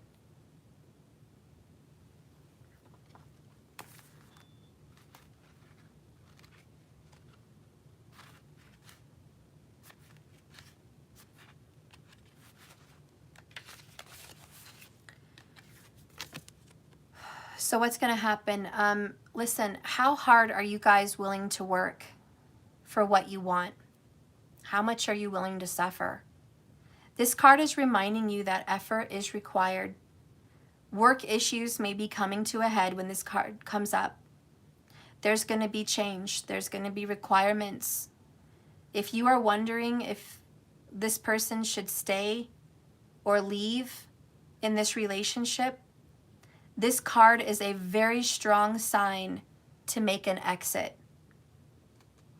The end of a rough time and a rough relationship is forecast. This card also asks you to consider, how ambitious are you? How prepared are you to pull out all the stops to make your dreams come true without being ruthless. With a love question, this card can be a call to face reality. Whatever situation you're asking about, making an exit plan will help. If your personal life is troubled, somebody needs to prioritize more. And that's this is the denial card we were talking about. Not facing reality. They're not really stuck, but they're in denial. And that's why the Hanged Man is in reverse. Because again, this person still wants to fix this. They still want to make it work. They still want to give all to it. But they also want compromise. That can't be. It says release control to the universe. It says something is ending right now. Admit if you've been overly hard-headed or hard-nosed and stubborn to keep this alive.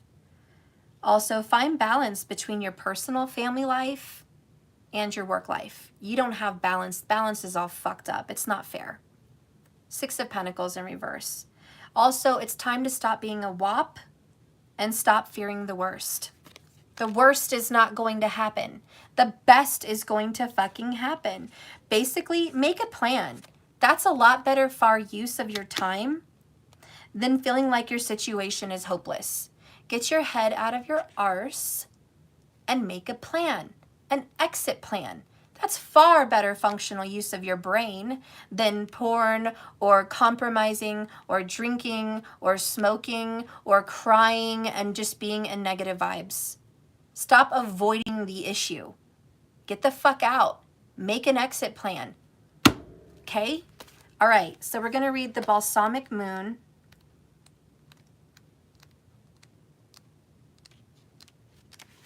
Okay, it must be in the front.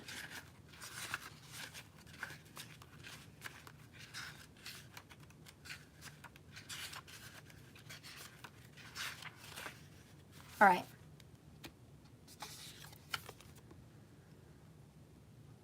Pulling this card suggests that the past is in the past. A bright future is beckoning you. However, before you take the next step, make sure that the both of you and the situation feel healed.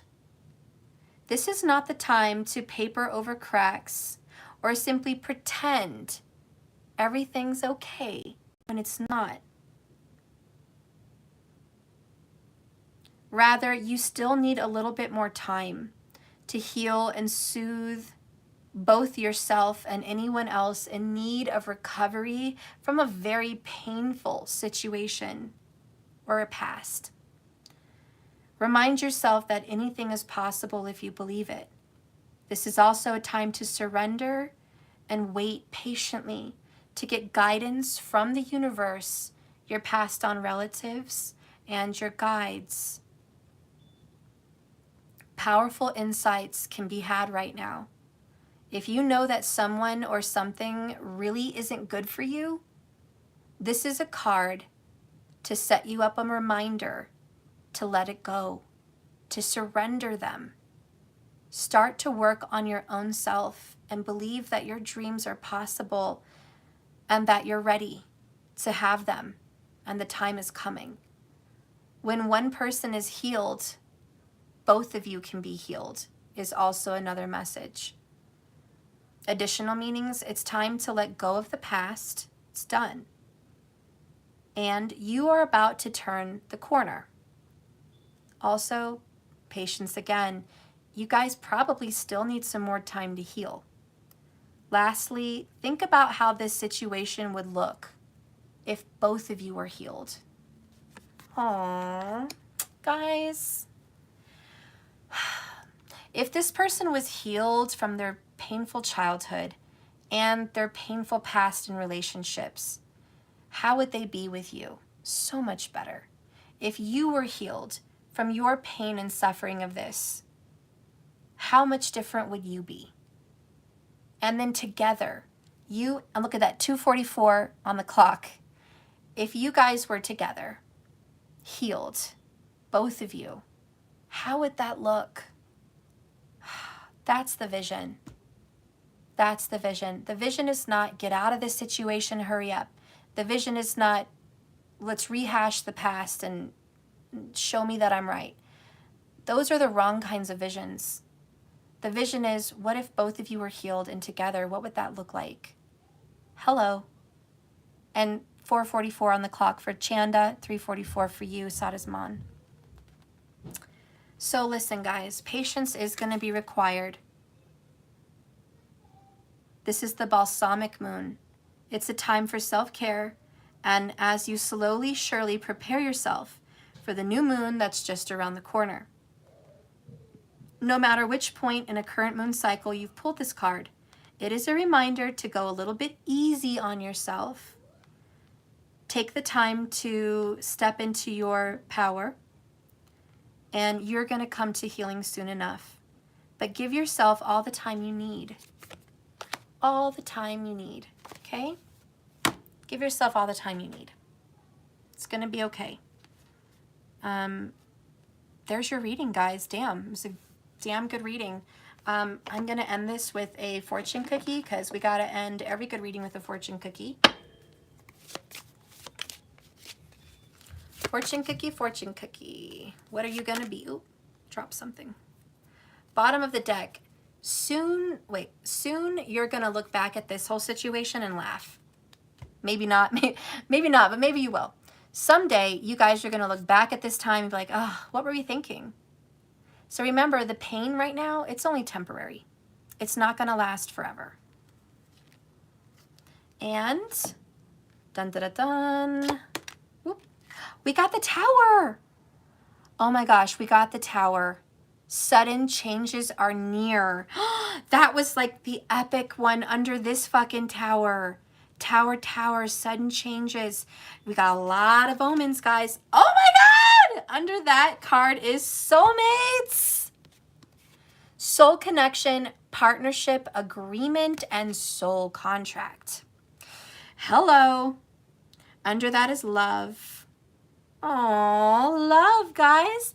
Unconditional love, self-love, oneness, passion, affection, attraction. Sorry, guys, having fun. We have seduction. Oh, yes, please. Can we get a hell yeah? An amen? There's going to be some attraction returning to your life. Flirting coming into your life. Hooking up, temptation. Uh-oh, third-party interference. Watch out now. The devil's coming. 144 likes. Watch out now, soulmates. You guys might be really tempted, to be honest, to fucking take the bait. Because this person's going to come in with love and romance and be like, I want to woo you. I want to touch you, taste you, feel you, fuck you, like all the good shit.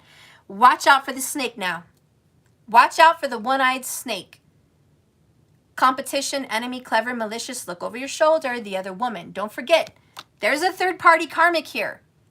Is it smart to delve into that right now? Probably not. Probably not. But I know you guys have a lot of passion. There's insane chemistry.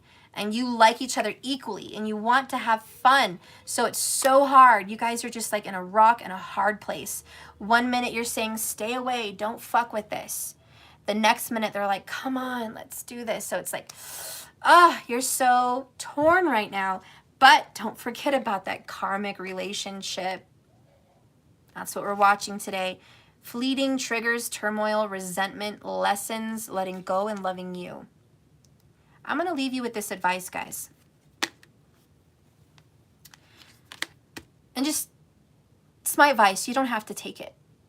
Don't feed the fire. The more you let them, like I said, compromise with you, the more you give in and you give them some peace, some release, some good sex, some fucking friendship, some comfort, the more you give that to them, the more they're going to stick in this situation because now at least they have comfort. It's like they're getting burned and you're putting on lidocaine and fucking burn cream and bandages. You're making the situation bearable. Don't make it bearable. Don't give in. Maybe just a little, maybe some communication. Maybe you don't want to completely cut out communication, but don't make it bearable, guys. They need to they need to sit in this. They need to feel nauseous and vomit this out.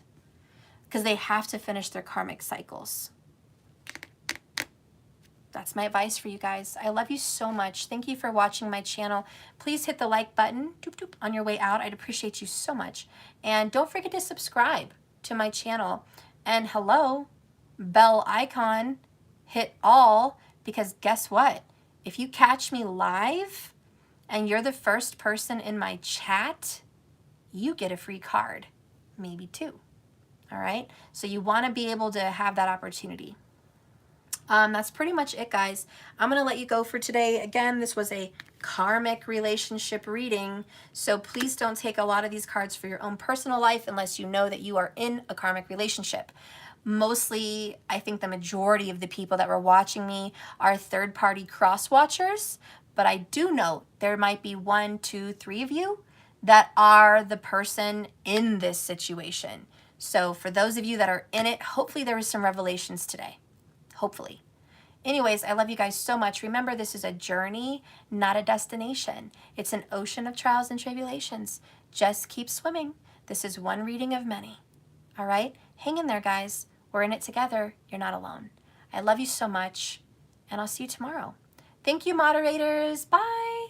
Thank you, markers. I love you so much. Thank you, Asadasman, Transformation Queen, Nikki Perry, Ted, Chandra. I love you guys. Oh, thank you so much for being here and watching my video and supporting me. You guys are great. Thank you, Christina. Bye, honey. You guys have a beautiful night. Bye, guys. Sleep well. Dream well. Make good choices. Bye.